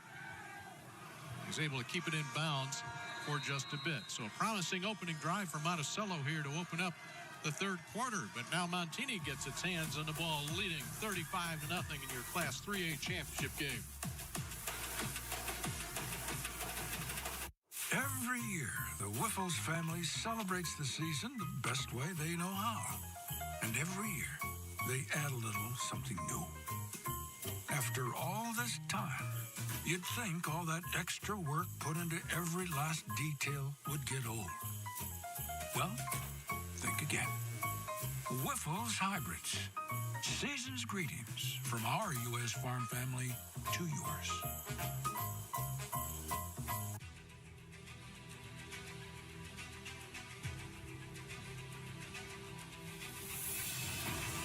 We're going to need more fuel. A renewable way to get that fuel instead of relying on foreign countries for petroleum, we can just grow our own fuel. Our fields are literally full of energy.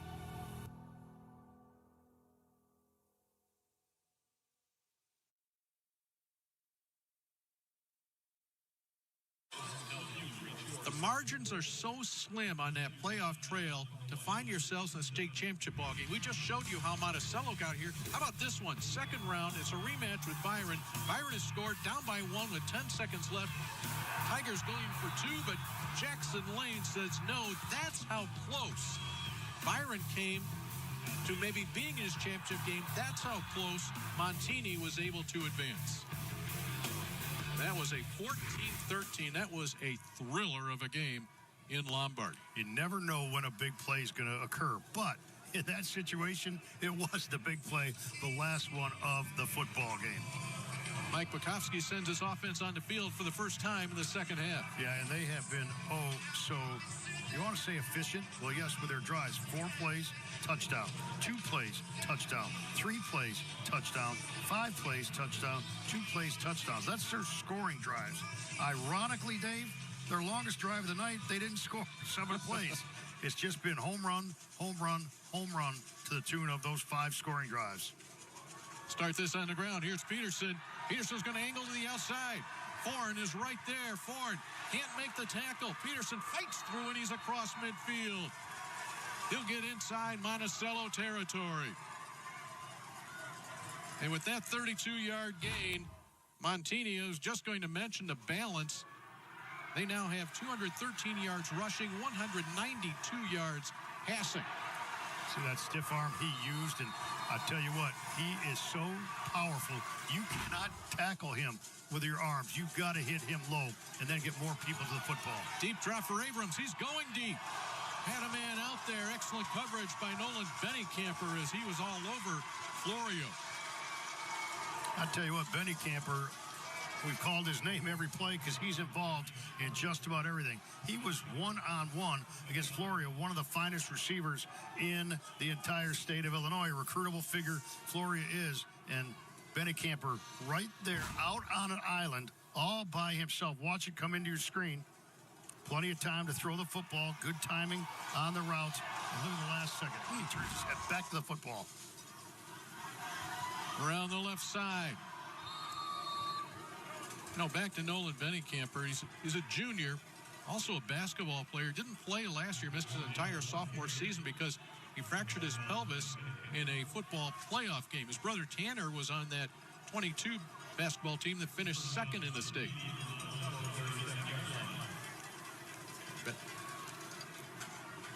10-yard gain on first down, and it is a 1st and 10 for the Broncos. Under 8 minutes to play in the third quarter. Abrams waits. That one sails a little bit high. Florio takes a hit from Benny Camper. I'll tell you what, I like that matchup. You have two fine football players. Florio, great route runner, great hands, makes plays after the catch, can gain yards after the catch. And then you have Benny Camper, who has been involved in just about, Dave, every call you've made, he's been involved in it. Twin safeties now for Monticello. Reliable out of the backfield is Jeremiah Peterson. When in doubt, give it to number 6. Well, it's pretty amazing. He had 861 yards coming in, $150 those last week. So he only had, when I say only, 700 yards the entire season. But he flat out been on fire the last couple of weeks, semifinal and then state championship. 111 yards tonight on the ground for Peterson. This ball's up in the air, and that's knocked away. Excellent coverage on C.J. Harkins.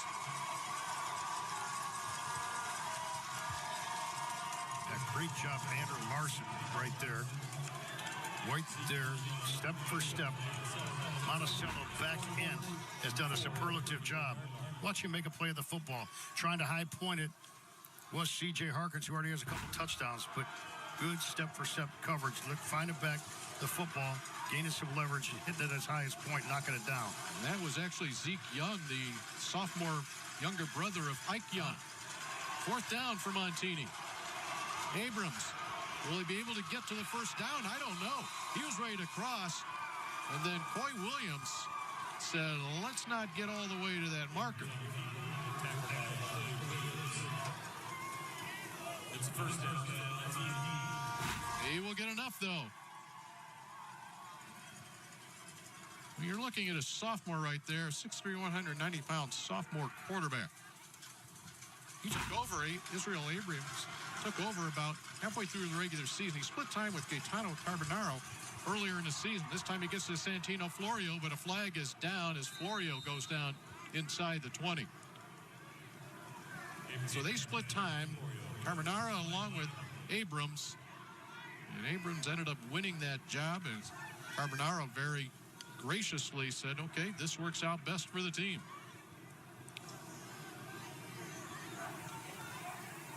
We got a dead ball, unsportsmanlike, on Montini. The result of the play was a first down. It'll be 1st and 10. 15-yard penalty. Ryan Couple explains it very clearly to you. Mike Bukowski wants a little different explanation.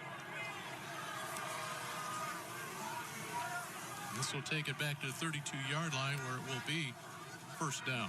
Tell you what, Mike Bukowski and the entire offense, they are so ingenious in the way they get Flory the ball in different spots. They'll throw the ball out to him in a smoke, meaning a quick pass to the outside, let him make a play. We've seen him run a slant. We've seen him run a deep post batter. He is an excellent route runner with excellent hands. I think they're trying to get the chains all lined up here. And then there was a dead ball, unsportsmanlike, which is a 1st and 10. There you have it. 1st down and 10 for the 32. Twice as nice. We got to hear that call 2 times, but I think we're very clear on it. They wind the clock here. On 1st down, Peterson is able to bounce to the outside. Peterson will power forward. There'll be another 1st and 10 after this play to the 18-yard line. We've talked about his power and his strength. Well, that he hurdled one man right there. Showed a little bit of jumping ability to the big fella. Good enough for a 15-yard pickup. Chunk play, chunk play, chunk play for Peterson. Broncos 2 of 2 in the red zone, looking for more here. Abrams goes into the end zone, and that will be out of the end zone. The catch is made. However, a little too deep for Harkins. Boy, Izzy Abrams, his arm strength is impeccable. He throws a tight ball, keeps his eyes downfield extremely well, steps back in the pocket. Watch his eyes. Looks one way, looks another way, steps up in the pocket, and he was actually, his feet were still moving forward as he squared his shoulders and just threw a seed, but they ran out of real estate at the back end of the end zone. Abrams with 3 touchdown passes tonight in the semifinals against Wilmington. He threw for 4 scores. Able to dance away from pressure. on the run. Trying to make a move at the 5-yard line, stretching to the end zone, not going to get there. And it will be a first down and goal from the 2. Now, Monticello on this play, they brought 2 linebackers. They were blitzing, something we haven't seen a lot tonight. We saw 2 linebackers coming. And, of course, the quarterback does as well. Well, a holding call will bring this back. I'm laughing because if you saw the frustration of C.J. Harkins, he said, oh, my goodness, all that for nothing, all that for naught. But a good job by the quarterback, Abrams. Watch, they pick up the blitz. There's the holding penalty on the top of your screen. Then the run after catch, all for naught. Dario Matuz, I don't know if he's a wrestler, but he was putting on some pretty good moves, and Mike Bukowski will probably appreciate that. Bukowski going right into that wrestling season. As Casey mentioned earlier, Bukowski not only the head wrestling coach, but already had the first meet of the season. You know, I thought it was interesting when we saw Coach Bukowski. He's coaching here in a state football championship game. He's wearing the stocking cap, which you'd expect, and it's a wrestling stocking cap. And he probably pull out his softball cap next. How about that throw and catch? Isaiah Mason just snared that ball right through double coverage. Did they indeed complete that pass by Izzy Abrams? Abrams under pressure from Williams, able to get away from that. Now he reverses. Abrams looking to create. Finds a man over the middle. Big hit, but a first down at the 5-yard line. He gets it to JoJo James. How about James finding the open area? Well, he just came back to the football. That play was obviously complete improv. Watch the dancing and romancing between the quarterback and receiver. He sees 4 guys chasing him, reverses the field, keeps his eyes downfield. Look right there like he's going to run. He finds the open seam, the open man, the open first down, and the open deep red zone opportunity for his Bronco team. It was number 24, Coy Williams, that was on the chase, and at the end of the play, he almost has to just throw his arms up in the air and say, what can I do? It's a 6'3" sophomore quarterback for Montini. Montini will take a timeout with 4:33 to play here in the third quarter. When they come back, they'll be the 13th play of this drive. Well, we've already played 2 ball games today. A lot of points put on the scoreboard here at Hancock Stadium in Class 1A and 2A. And your winners, Althoff defeating Lena Winslow in 1A. And then in 2A, a shocker in many people's eyes by the margin of the score. 47-0 win by Chicago Christian over Maroa Forsyth. First state title for Chicago Christian. You see the big numbers. 104 points scored combined in their first 2 games, and we still have a quarter and a half in this one. And we'll wrap things up with very interesting matchup. A couple of teams that we've not seen here, right? We've always seen the Rochesters, the Richmond Burtons. Sometimes we've seen the Montinis, IC Catholic Preps. It will be Mount Zion and DePaul College Prep meeting in a 4A championship following this one. The DePaul College Prep has probably an advantage from a physicality standpoint, but I think from a Mount Zion standpoint, you have skill, and more skill. First and goal from the 5. Motion from Florio. Give to Peterson. Powers through, touchdown. That was easy. Or check that. That's JoJo James on the score. 5-yard touchdown run for Montini. And they take a 41-0 lead. And what that means is it will be running clock the rest of this ball game once that margin gets over 40 in the second half.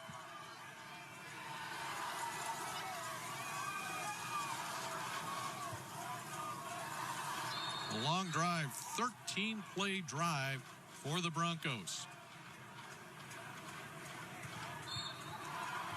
And that will sail right through for a 42-0 lead. Montini over Monticello.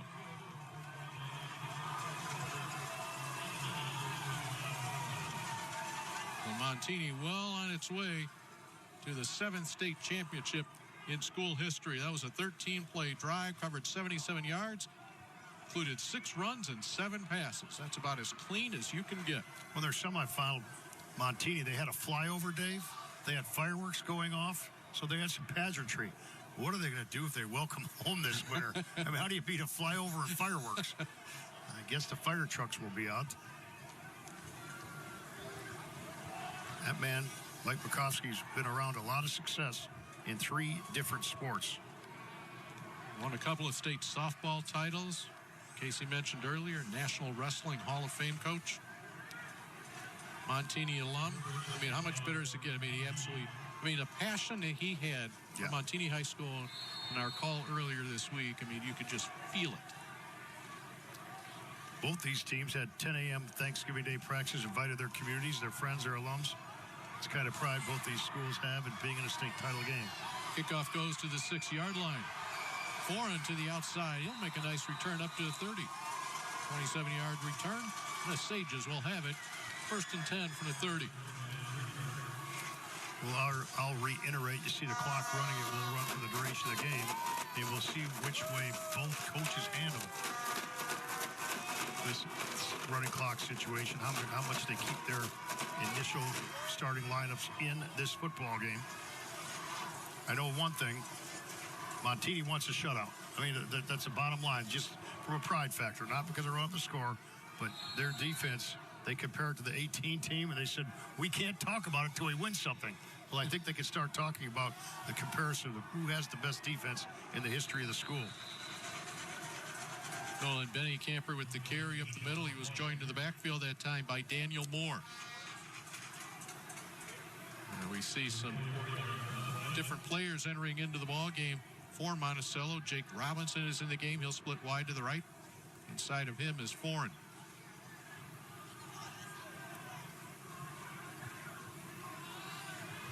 Benny Camper again, straight ahead, is able to squirt through. He's going to get across the 40. He got to about the 43-yard line, and another first down. Well, this is where it becomes kind of tricky, right, for coaches. You say, I want to get other people into the ballgame, but boy, that clock runs fast. And I'll tell you what, Benny Camper, he just continues to impress in every way, shape, and form. And the biggest thing he's doing, competing some more.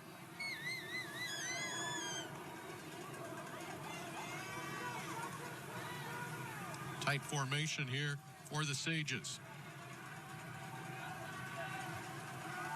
Benny Camper straight up the middle again. They found something there. He'll get to the 50. That's a gain of about 6. Hunter Romano, 11, the lead blocker there. So that bunch set, that's all the numbers game on offense. Can we get more hats to the defense than they can get to the football? If I find a numbers advantage, I'm going to keep going at it. And, different offenses, good offenses, you can run the same play, different way. What I mean by that is same play, but you just show different looks, right? Different eye candy, different formations. This time the handoff to Coy Williams. Williams, a junior. We see some underclassmen into this game for Monticello. Coy Williams, a 3.5-yard per carry on the year, 1 touchdown rushing. Again, a team that doesn't hang their hat on running the football. They usually just let Ike Young throw it around. We've not seen Young here in the second half. It's been Benny Camper all the way. Benny Camper tries to scoot to the outside. He's able to stumble forward. Tripped up there by Vince Ariott.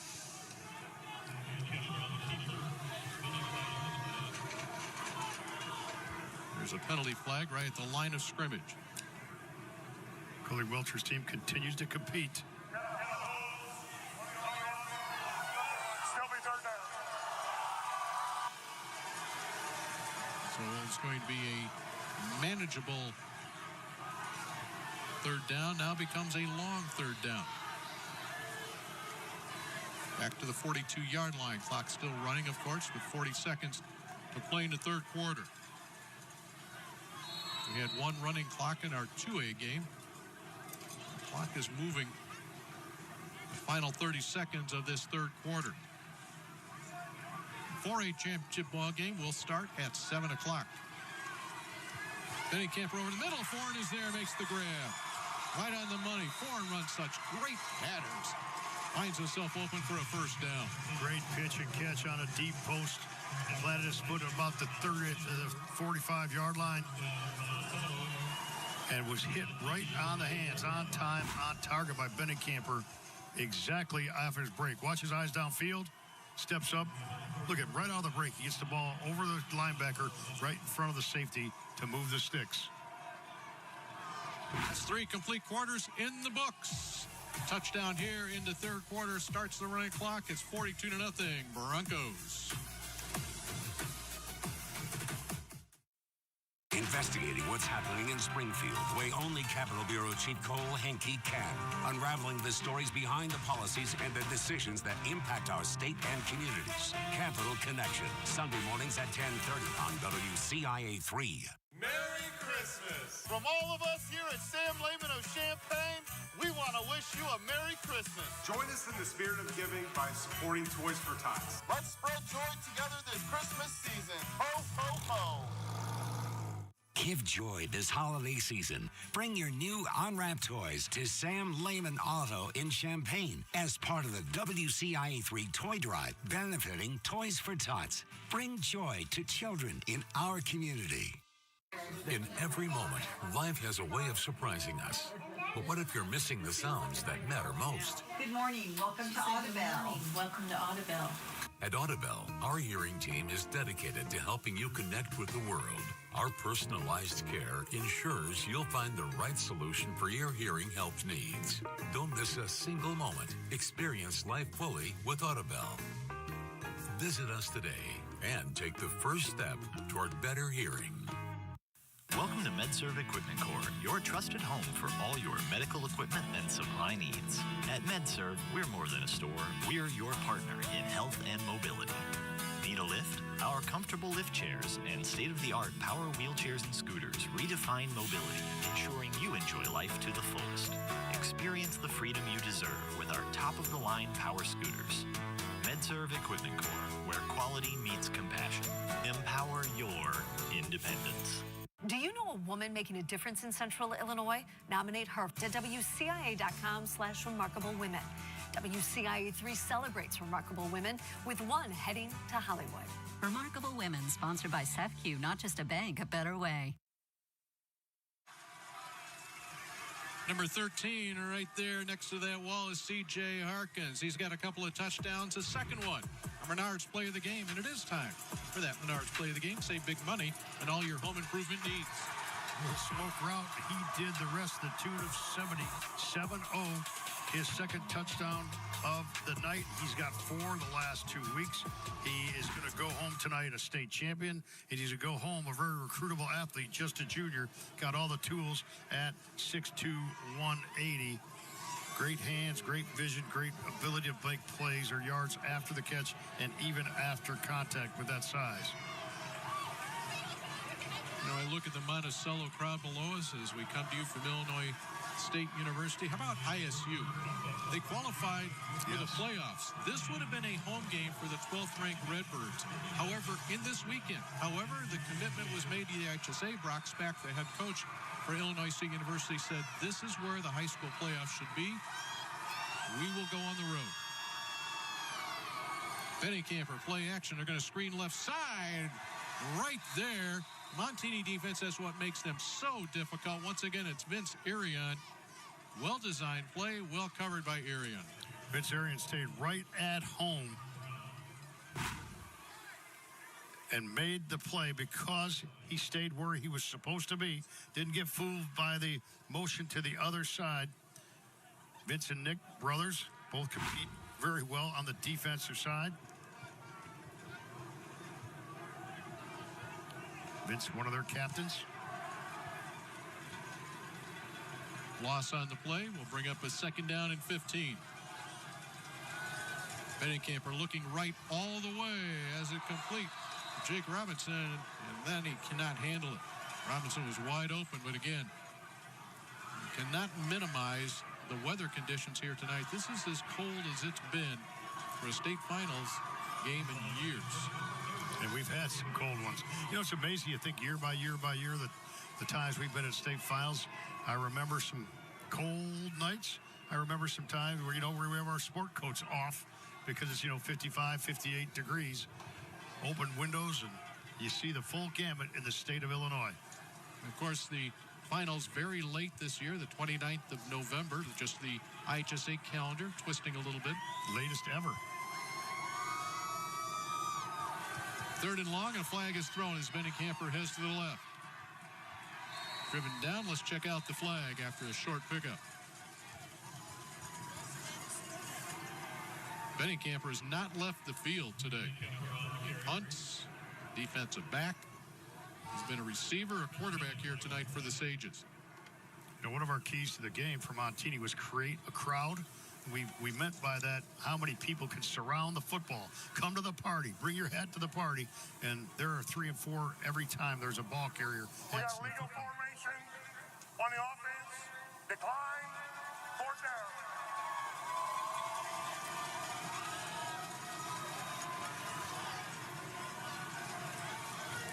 The skill players on the Monticello side of the field all check their wristbands. No real plan to punt here, and why should there be? On 4th down and 12. Monticello will run another play. 4 and double covered, and that one's picked off from the 15-yard line. Max Bell with it. Bell clipped down on the play. He has the interception return. The tackle made by Keegan Greenarch. That was a hitch and go pattern, and that's a tough one on 4th and 12 because you're playing back anyway, right? You're playing a little bit softer. But a great interception play in center field by the safety. That's Max Bell, 6 foot 180-pound senior. He gets the pick off, the first interception of the night. Then Montini will get the ball back when we come back.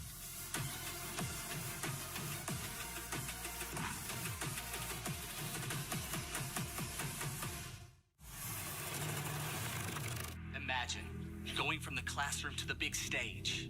This territory, this place, our home, isn't just for learning, but for understanding the very power of what imagination actually means.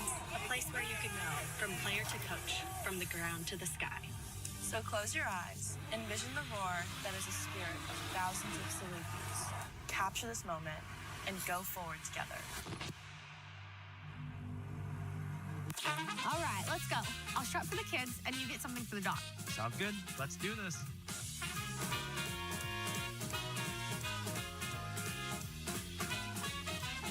Whether you're shopping for gifts or something for yourself. Don't forget toys for the dog. Rush in for Black Friday deals at Menards that everyone will love. Because when they're gone, they're gone. Save big money at Menards.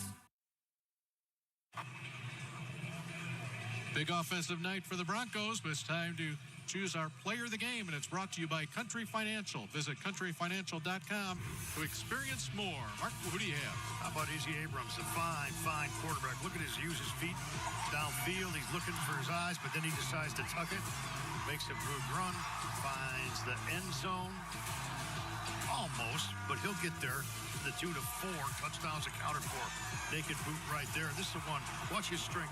Just not being denied. Spinning that ball into the end zone. There's his one rushing touchdown. He's got 3 with his rifle of an arm. This one, move. Avoid some contact. Eyes stay downfield. Shoulders get square. Ball gets delivered on time. Taking a hit, but moving the chains. Montini has been so efficient offensively. And Izzy Abrams, just a sophomore. He's opened some eyes. He hadn't already. 10 out of 16, 225 yards. Total TDs 4 touchdowns accounted for last week. He is going to be a big-time player. He already is. Quarterback for him is Gaetano Carbonara. As we said, those two split time earlier in the season. Early in the season, Montini started 2-2, wins over Hyde Park and Hillcrest, then back-to-back losses against Marist and Fenwick. But Mike Bukowski, head coach, said, you know what? We played those teams tough. We knew we were going to be successful. Well, Montini had a players-only meeting after the Fenwick game, and they think that's the one that turned themselves around when the players decided what their goals were to focus on. Flag thrown during this run, the run that goes to about the 44-yard line. Peterson will get the call once again. Given where this was thrown, it may be coming back. In fact, the Montini offense indicates as much.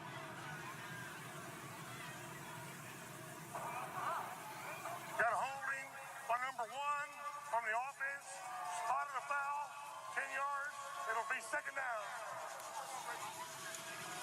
Once again, we'll remind you that once Montini scored and got over that 40-point difference in the third quarter, that clock has continued to run. So if you've noticed that down in the corner, that's been going on since the latter portion of the third quarter, and that will continue to run.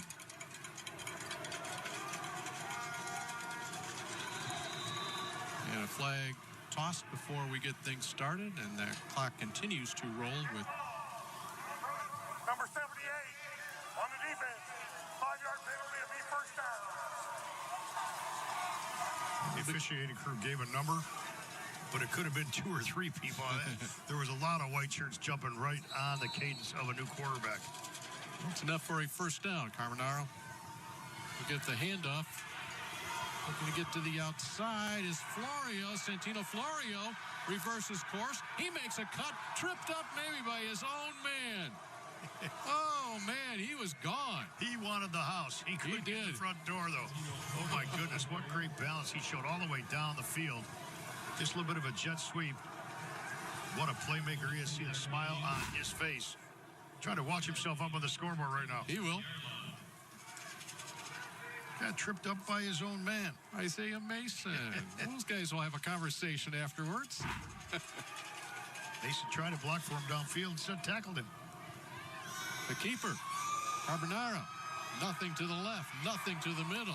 He'll be dropped for a loss. And who makes that tackle? Number 5, Nolan Benny-Camper. What a ball game he has had. Oh, my goodness. Everything.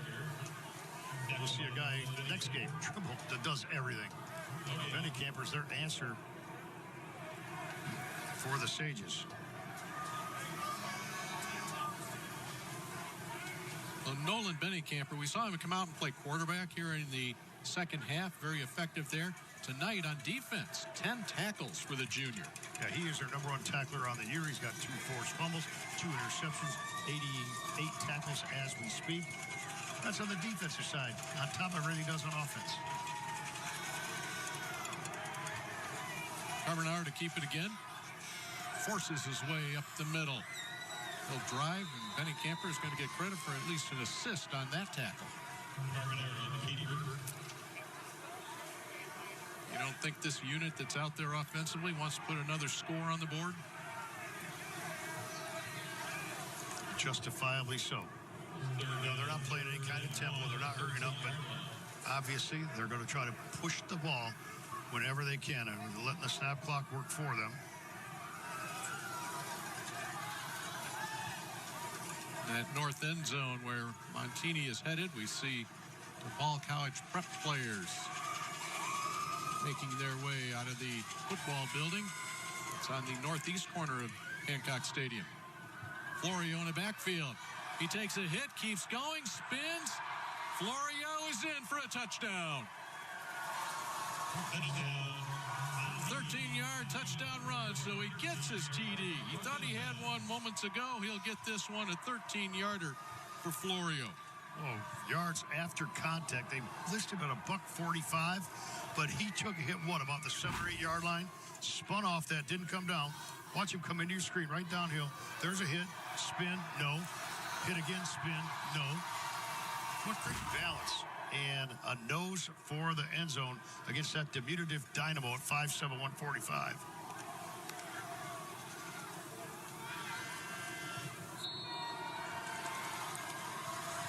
And with that, 7 touchdowns, 7 extra points, 49-0. 4:17 to play in his 4A championship game, and we'll be back.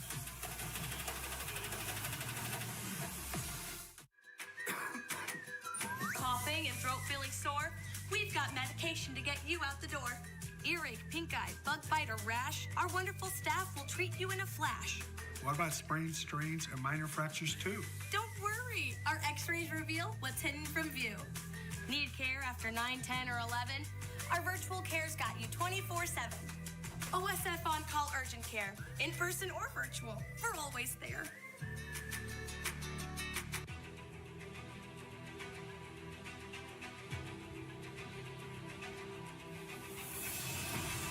We're going to need more fuel. A renewable way to get that fuel instead of relying on foreign countries for petroleum, we can just grow our own fuel. Our fields are literally full of energy.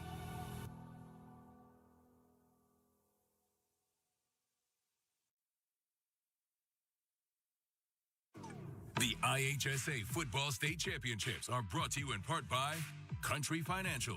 Worry less and feel more confident with insurance designed to meet your specific needs. Visit countryfinancial.com to experience more today.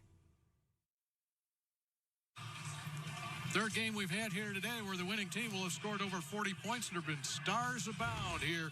First of all, in 1A, we started in the morning. Dier Hill Jr. Here he is, headed to Oregon, but he headed the end zone 7 times in that 1A championship game. Won by Altoff. He goes over the 400-yard mark. And then Kenny Jager for Chicago Christian.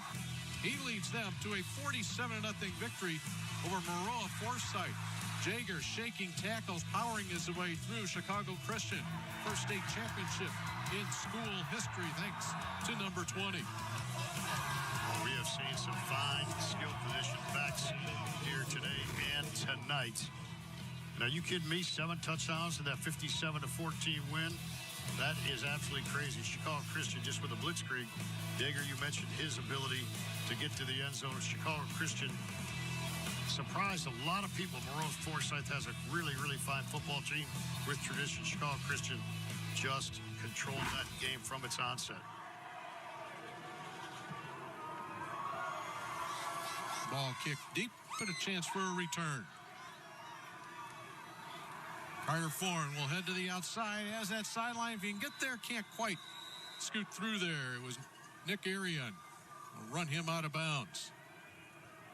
Monticello will have about 4 minutes to put some points on the board. If this stays current score, at least with a 0 on the Monticello side, will be the first shutout in the 3A championship game since 2017. And that's when IC Catholic defeated Pleasant Plains 35-0. And you saw the score from our 2A game, 47-0 win for Chicago Christian. And that game combined with this one, if we hold up with a shutout, the last time back-to-back state title games had shutouts in back-to-back scores. Back-to-back games came in 2004. It was 5A and 6A when Joliet Catholic and Providence each claimed those shutout victories.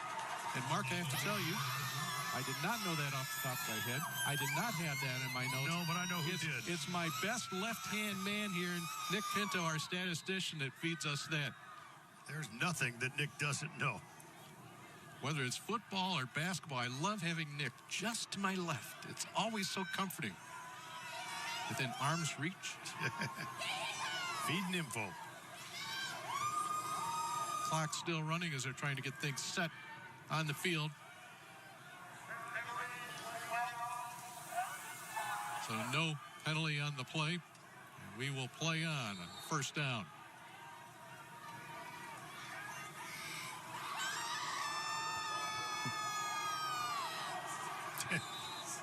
Ball at the 43-yard line now after that pickoff. And some Monticello fans were questioning why that clock was running the whole time. Well, it's been running since the third quarter. Yes, it has.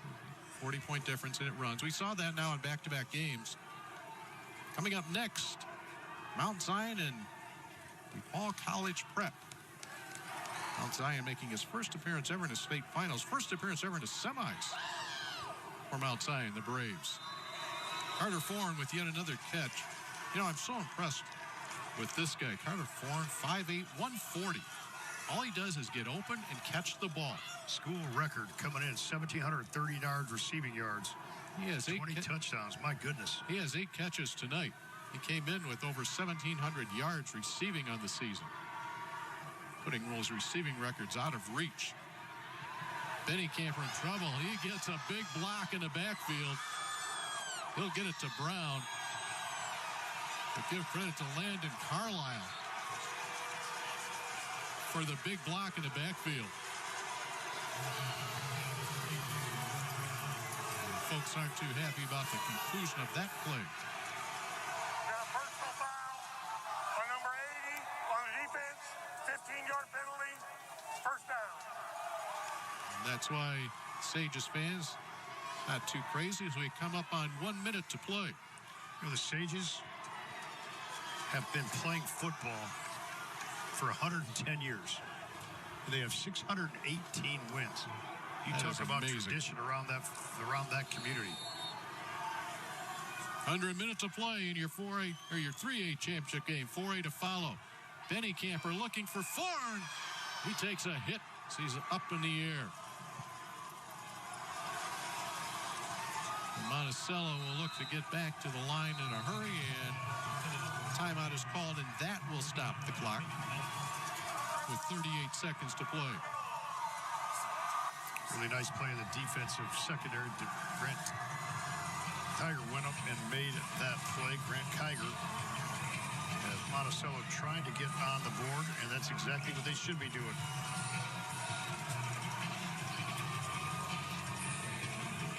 Billy Wilcher teaching his team. Play the last play. Play till the clock runs out. He's in there instructing his team. You wouldn't know if it was 49-0 or 7-0 right now, the way he's in that huddle with his team, exhorting them. And on the other side, like Bukowski, I think he's a little bit relaxed by now.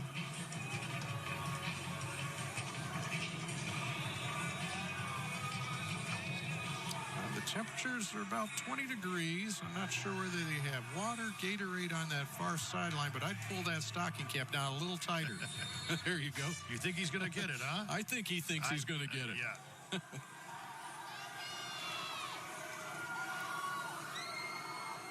Benny Camper looking deep off the deflection.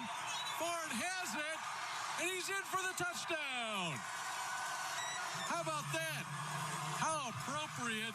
The Carter Ford is the right man in the right spot. So the shutout is wiped out. And tonight's fourth quarter touchdown brought to you by Southern Illinois University Carbondale. Imagine the possibilities. How about the old tip drill you work on in practice all year long? That ball was hit and had an opportunity to be picked off by 2 different Broncos. Watch the deflection come into your screen right there. There's the first chance. There's a second chance. And the third time's a charm. Except this time, it goes for a touchdown for Carter Ford. His 9th reception results in the score, so those shutout records will remain intact. No shutout here tonight in this one. Looking for a 2-point conversion, and let's see, forward progress says yes. You know, what was fun about that foreign touchdown was obviously the little ricochet, but then the reaction of his offensive teammates when he scored. I think they have been tremendously involved in this football game. It shows the kind of program they have, the kind of leadership they have. They continue to fight literally to the last 30 seconds. You know what? Usually say coaches will show that one on film. I don't think Coach Bukowski will bother showing that one on film. I think he's got enough to celebrate without breaking down what could have happened on that play. That 2-point conversion run in by Quan Nugent. You know, as I look below us on the Monticello sideline, the offensive line was celebrating with their fans and their cheerleaders right there in front. That's excellent.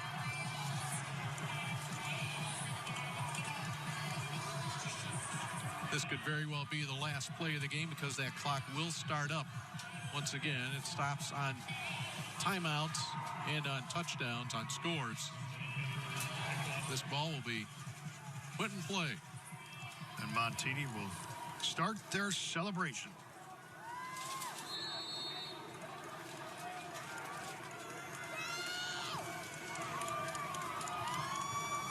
Kick will come to the 9-yard line. JoJo James, there's an opening to the outside. He'll cut back in, down to the 45-yard line. Montini, 3 runner-up finishes, the last coming in Class 5A in 2018. Here in 2024, the Broncos to claim the state championship, the 7th in school history, the first under head coach Mike Bukowski. And he finally gets it. Now that's unique. Rather than being on the sidelines, they come and chase him down. And that one felt not very good. It felt real good. He won it as a defensive coordinator before, but as a head coach, state championship for the Broncos in a state championship type of performance. All facets of the game. Scored on their very first drive, scored early and often. 5 drives in the first half that were of the explosive variety. I think in none of them more than 5 plays. A couple of them 2 plays, and they just were on fire from an offensive standpoint, and their defense was all it was promoted to be. They are oh so tough in their front 7. Just a complete football team. Your 3A champions, the Broncos from Montini Catholic High School. Their head coach, Mike Bukowski, going to get a little bit wet. Yeah, you're not going to outrun them, Coach. Congratulations to the Broncos. Back with the awards ceremony after this.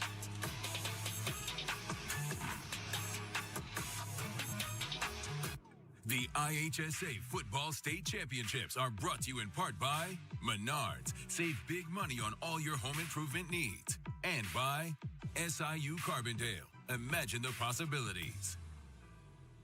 You know what it's like to watch a winning team. Now it's your turn to be a part of one. The Illinois State Police is recruiting for our next cadet classes, and you could be our MVP. Protect the public, help those in need, and make a lasting impact in your community. Our mission, your future, higher purpose, higher pay. Starting pay is at $90,000 with incredible benefits package, including a take-home squad car, tuition reimbursement, paid leave, and more. Join the team that makes a difference. Apply today at IllinoisTrooper.com. Want a great career? Join the Carpenters Union and be part of the next generation building our communities.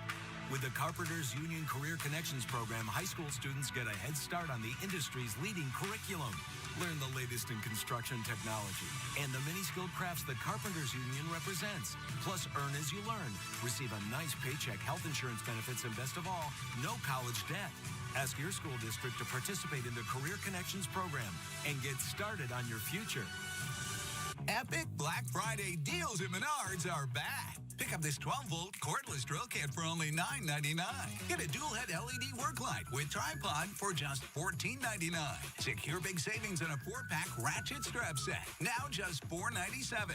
Or snag these giant 54-inch snow tubes for only $9.99 each. Hurry in for best selection. Don't miss out. These deals won't last long. Save big money at Menards. Imagine going from the classroom to the big stage. This territory, this place, our home, isn't just for learning, but for understanding the very power of what imagination actually means. A place where you can know, from player to coach, from the ground to the sky. So close your eyes, envision the roar that is a spirit of thousands of Salukis. Capture this moment and go forward together.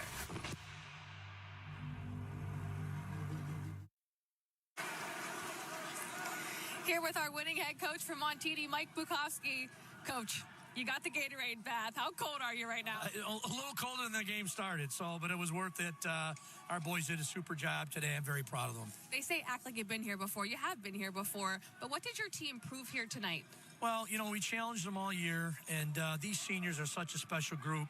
2-3 years ago, we struggled, and a lot of people were in their ear. They stayed the course. They stayed here. A lot of their former teammates bailed on us and left or quit or whatever. And these guys, I'm so proud of them. This is such a tight-knit group. This is one of the most tight-knit groups I've ever had. And they proved that they could overcome that and bring us back to where we wanted to be. Quite a couple of state championships under your belt. You hear the crowd and the city cheering behind you. 17 total, 7 with this program.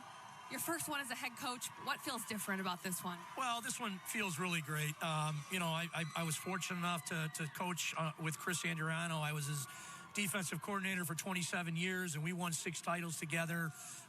We got here in 2018 when I was head coach, and we lost, not here, but Champaign, lost a tough game. And so this is really nice, but really it's about the kids. It's just about them coming back. They felt a lot of pressure the last 2 years about not living up to a Montini standard, and now they have. Coach, thank you so much. We'll bring in Izzy Abrams right now. Congratulations. Thank you. Izzy, congratulations. How you doing? Thanks for waiting for us. Hey, listen, you had 3 touchdowns, but it was a team effort that contributed to this dominant win. What did you think really stood out about your group here tonight? Well, definitely the hard work. What stood out today was the result of what we put in during the summer. It started in the winter of, team workouts at 6 a.m., Zoom meetings at 7 a.m., summer workouts starting at 8 a.m., practice till 3 a.m., staying at the field all day, extra film after, So this is what you get based off the summer and the winter work. A 12-win season for you guys, and you're only a sophomore. You got a lot of more football left to play. What do you think you proved, though, with this big win? All glory goes to God, Nothing, I couldn't do it without my Lord Jesus Christ, but I couldn't do it without the fellas back there, They always push me every day. I don't care if they like me, didn't like me. They still have my back regardless. They were there for me whenever I needed them. I didn't carry anybody. They carried me, Offensive line, big shout out to the offensive line. They protected me the whole game and throughout the season. Big shout out to the receivers. They got to the spots. They got open. Defense making stops here and there. It's a whole team effort. It's just not a one-man job. I love it. You're praising everybody. Go celebrate with your team. Congratulations. All right, we'll send it now to the trophy ceremony. They waited long enough. Representing Monticello High School, Superintendent Adam Clapp, Principal Travis Corson, Athletic Director Dan Sheehan, Coach Cullen Welter, and the captains of Monticello. A special medallion will be presented to the administrators, and individual awards will be presented to Coach Welter and his team captains.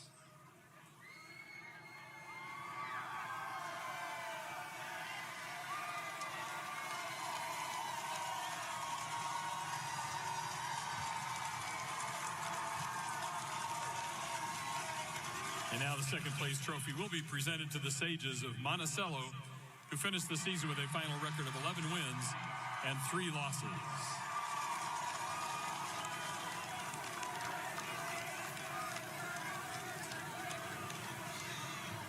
And now for the championship presentation, representing Montini Catholic is President Kevin Byrne, Principal Chris Turatelli, Athletic Director Brian Casey, Coach Mike Bukowski, and the captains of Montini. A special medallion is presented to the administrators, and individual awards will be presented to Coach Bukowski and his team captains.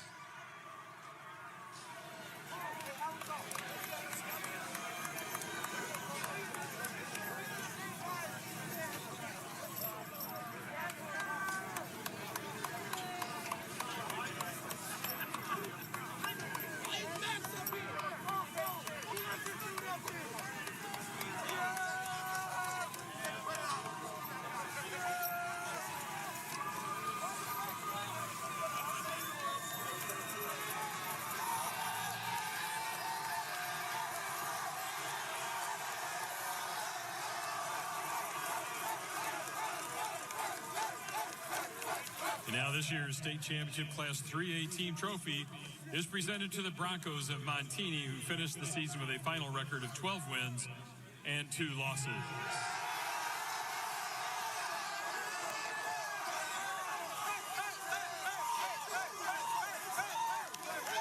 Ladies and gentlemen, that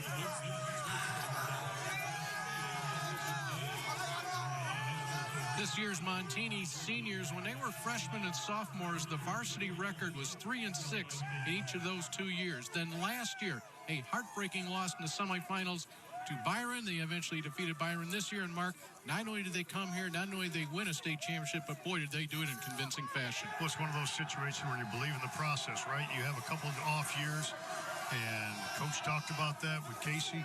And then you bounce back. It starts in the off season. It starts in the weight room. It starts with film. It starts with leadership. They had all of those things. They got that big play in the semifinal, and then they catapulted that in to this run. And they were about as impressive could be here tonight. 49-8 is your final score. Montini over Monticello. There's your Class 3A state champions. Let's head now to the studio. Marshall Harris and edgy Tim O'Halloran. All right, Dave, Mark, thank you very much. A day of dominance continues with 3A. This has been the story. Final score 49-8 in favor of Montini, and they got the job done against Monticello. The average score today through 3 games, by the way, Edgy, 51-7. Look at you whipping out your math. Very good, very good. Yeah, it's been a day of dominance for sure. Impressive individual performances, no question. We've seen that. Got to feel good for Montini and Coach Boo. A program that 3-4 years ago, as he mentioned, they were down. They weren't used to that at Montini, and you know there were some questions, but Coach Boo hung in there, stuck with his guns, and made a couple of changes, and here they are holding the state title trophy. So good for them. Good for Montini. It's their first state championship since 2015. That's when they won it in 6A, and certainly after some down years, they have gotten back to the mountaintop. Yeah, they have, and you look at that team, and yeah, they're going to lose some graduation pieces, but a lot of young players back, led by Izzy Abrams. Again, you want a sophomore quarterback with a state title under his belt and 2 more years of high school. That's a little frightening to think about. Izzy Abrams did not play like a sophomore, and then in the post-game interview with Casey, did not sound like a sophomore. He'll be back at it next year trying to defend that title. We are going to get you ready for one more game today. It's 4A up next, right now basking in the glow of a Montini 49-8 win.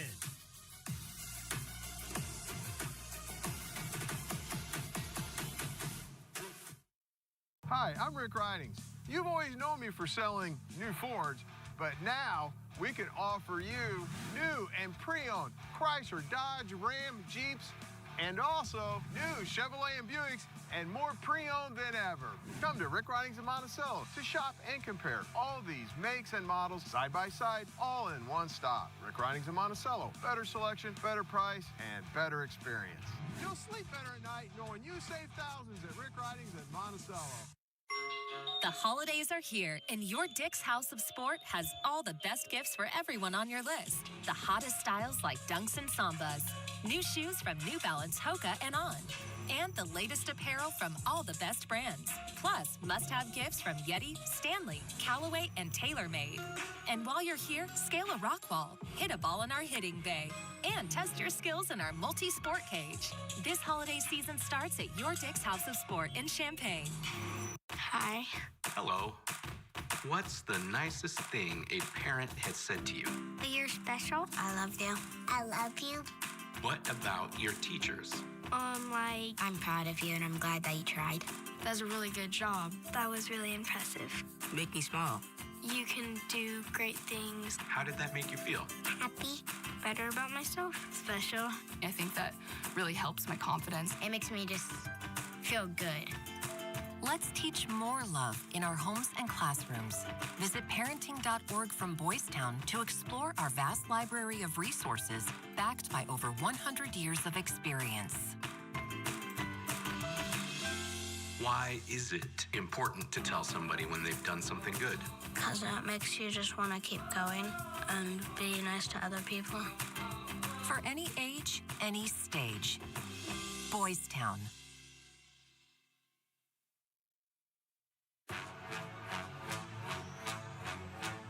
And then there was one more championship game to play on this Friday. 3 games down, 1 to go. Welcome to our IHSA studios alongside Edgy, Tim O'Halloran. I'm Marshall Harris, and we're coming off another big dominant win, 49-8 in favor of Montini Catholic over Monticello. Certainly a game in which one team looked overmatched early, often, and it never really corrected course, if you will. You just didn't see that big break for Monticello. They have a nice gain or two, and they just couldn't take advantage or couldn't push forward.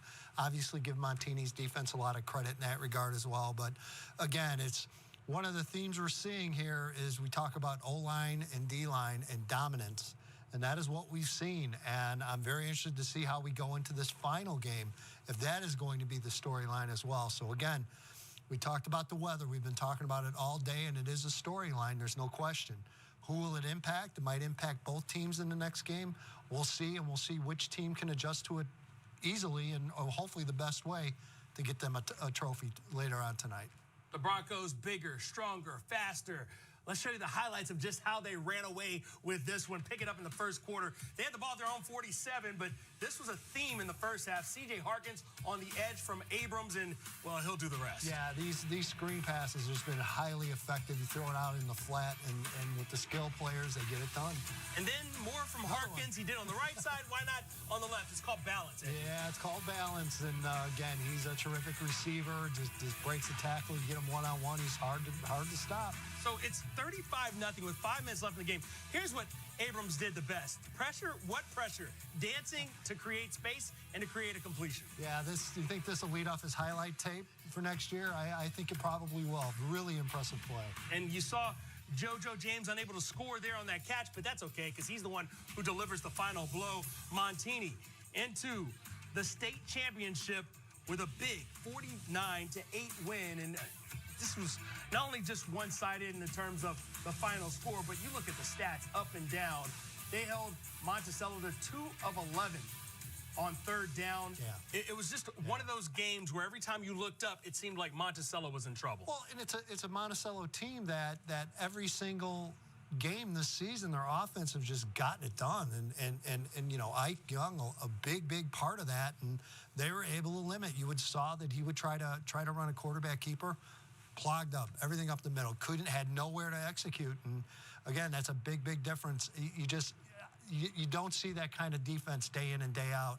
I don't care what class you're in. That was just a really great effort on really all 3 phases from Montini. To your point, the Sages came in averaging 36.2 points per contest, held to single digits in this one. And then when they got on defense, they could not stop the explosive plays. Take a look at what the Broncos were running at them all day. It was coming in different variations, but most of the time it was the same result. Yeah, and again, it's just really great individual effort there. Just refusing to stop, refusing to get down, and here's the big fella again. He bounces off tacklers. You've got to hit him low.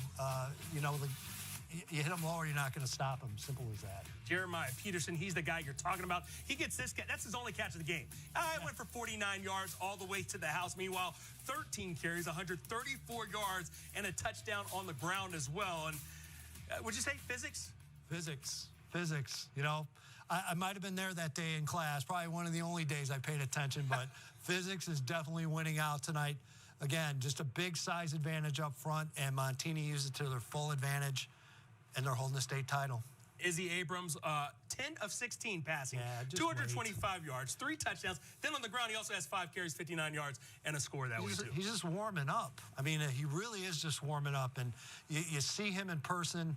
He's going to get bigger. He's going to get stronger, and his game's just going to continue to improve. He's already got a Division I offer from Iowa State. I think a lot more are going to follow over the next year or two. All right, we'll see where he ends up in a couple of years, but that's the point. He's got a couple of years to figure things out. First, he's got a state title now to defend as his team finishes at 12-2 on the season. As far as Monticello, where do they go from here? Well, again, this is an incredibly successful program. It's not like this is their first time there. And again, you have a great staff and a great town and support. They're going to put this behind them. They're going to get back to work. They're going to find a new quarterback. Izzy Young going to play baseball at Illinois.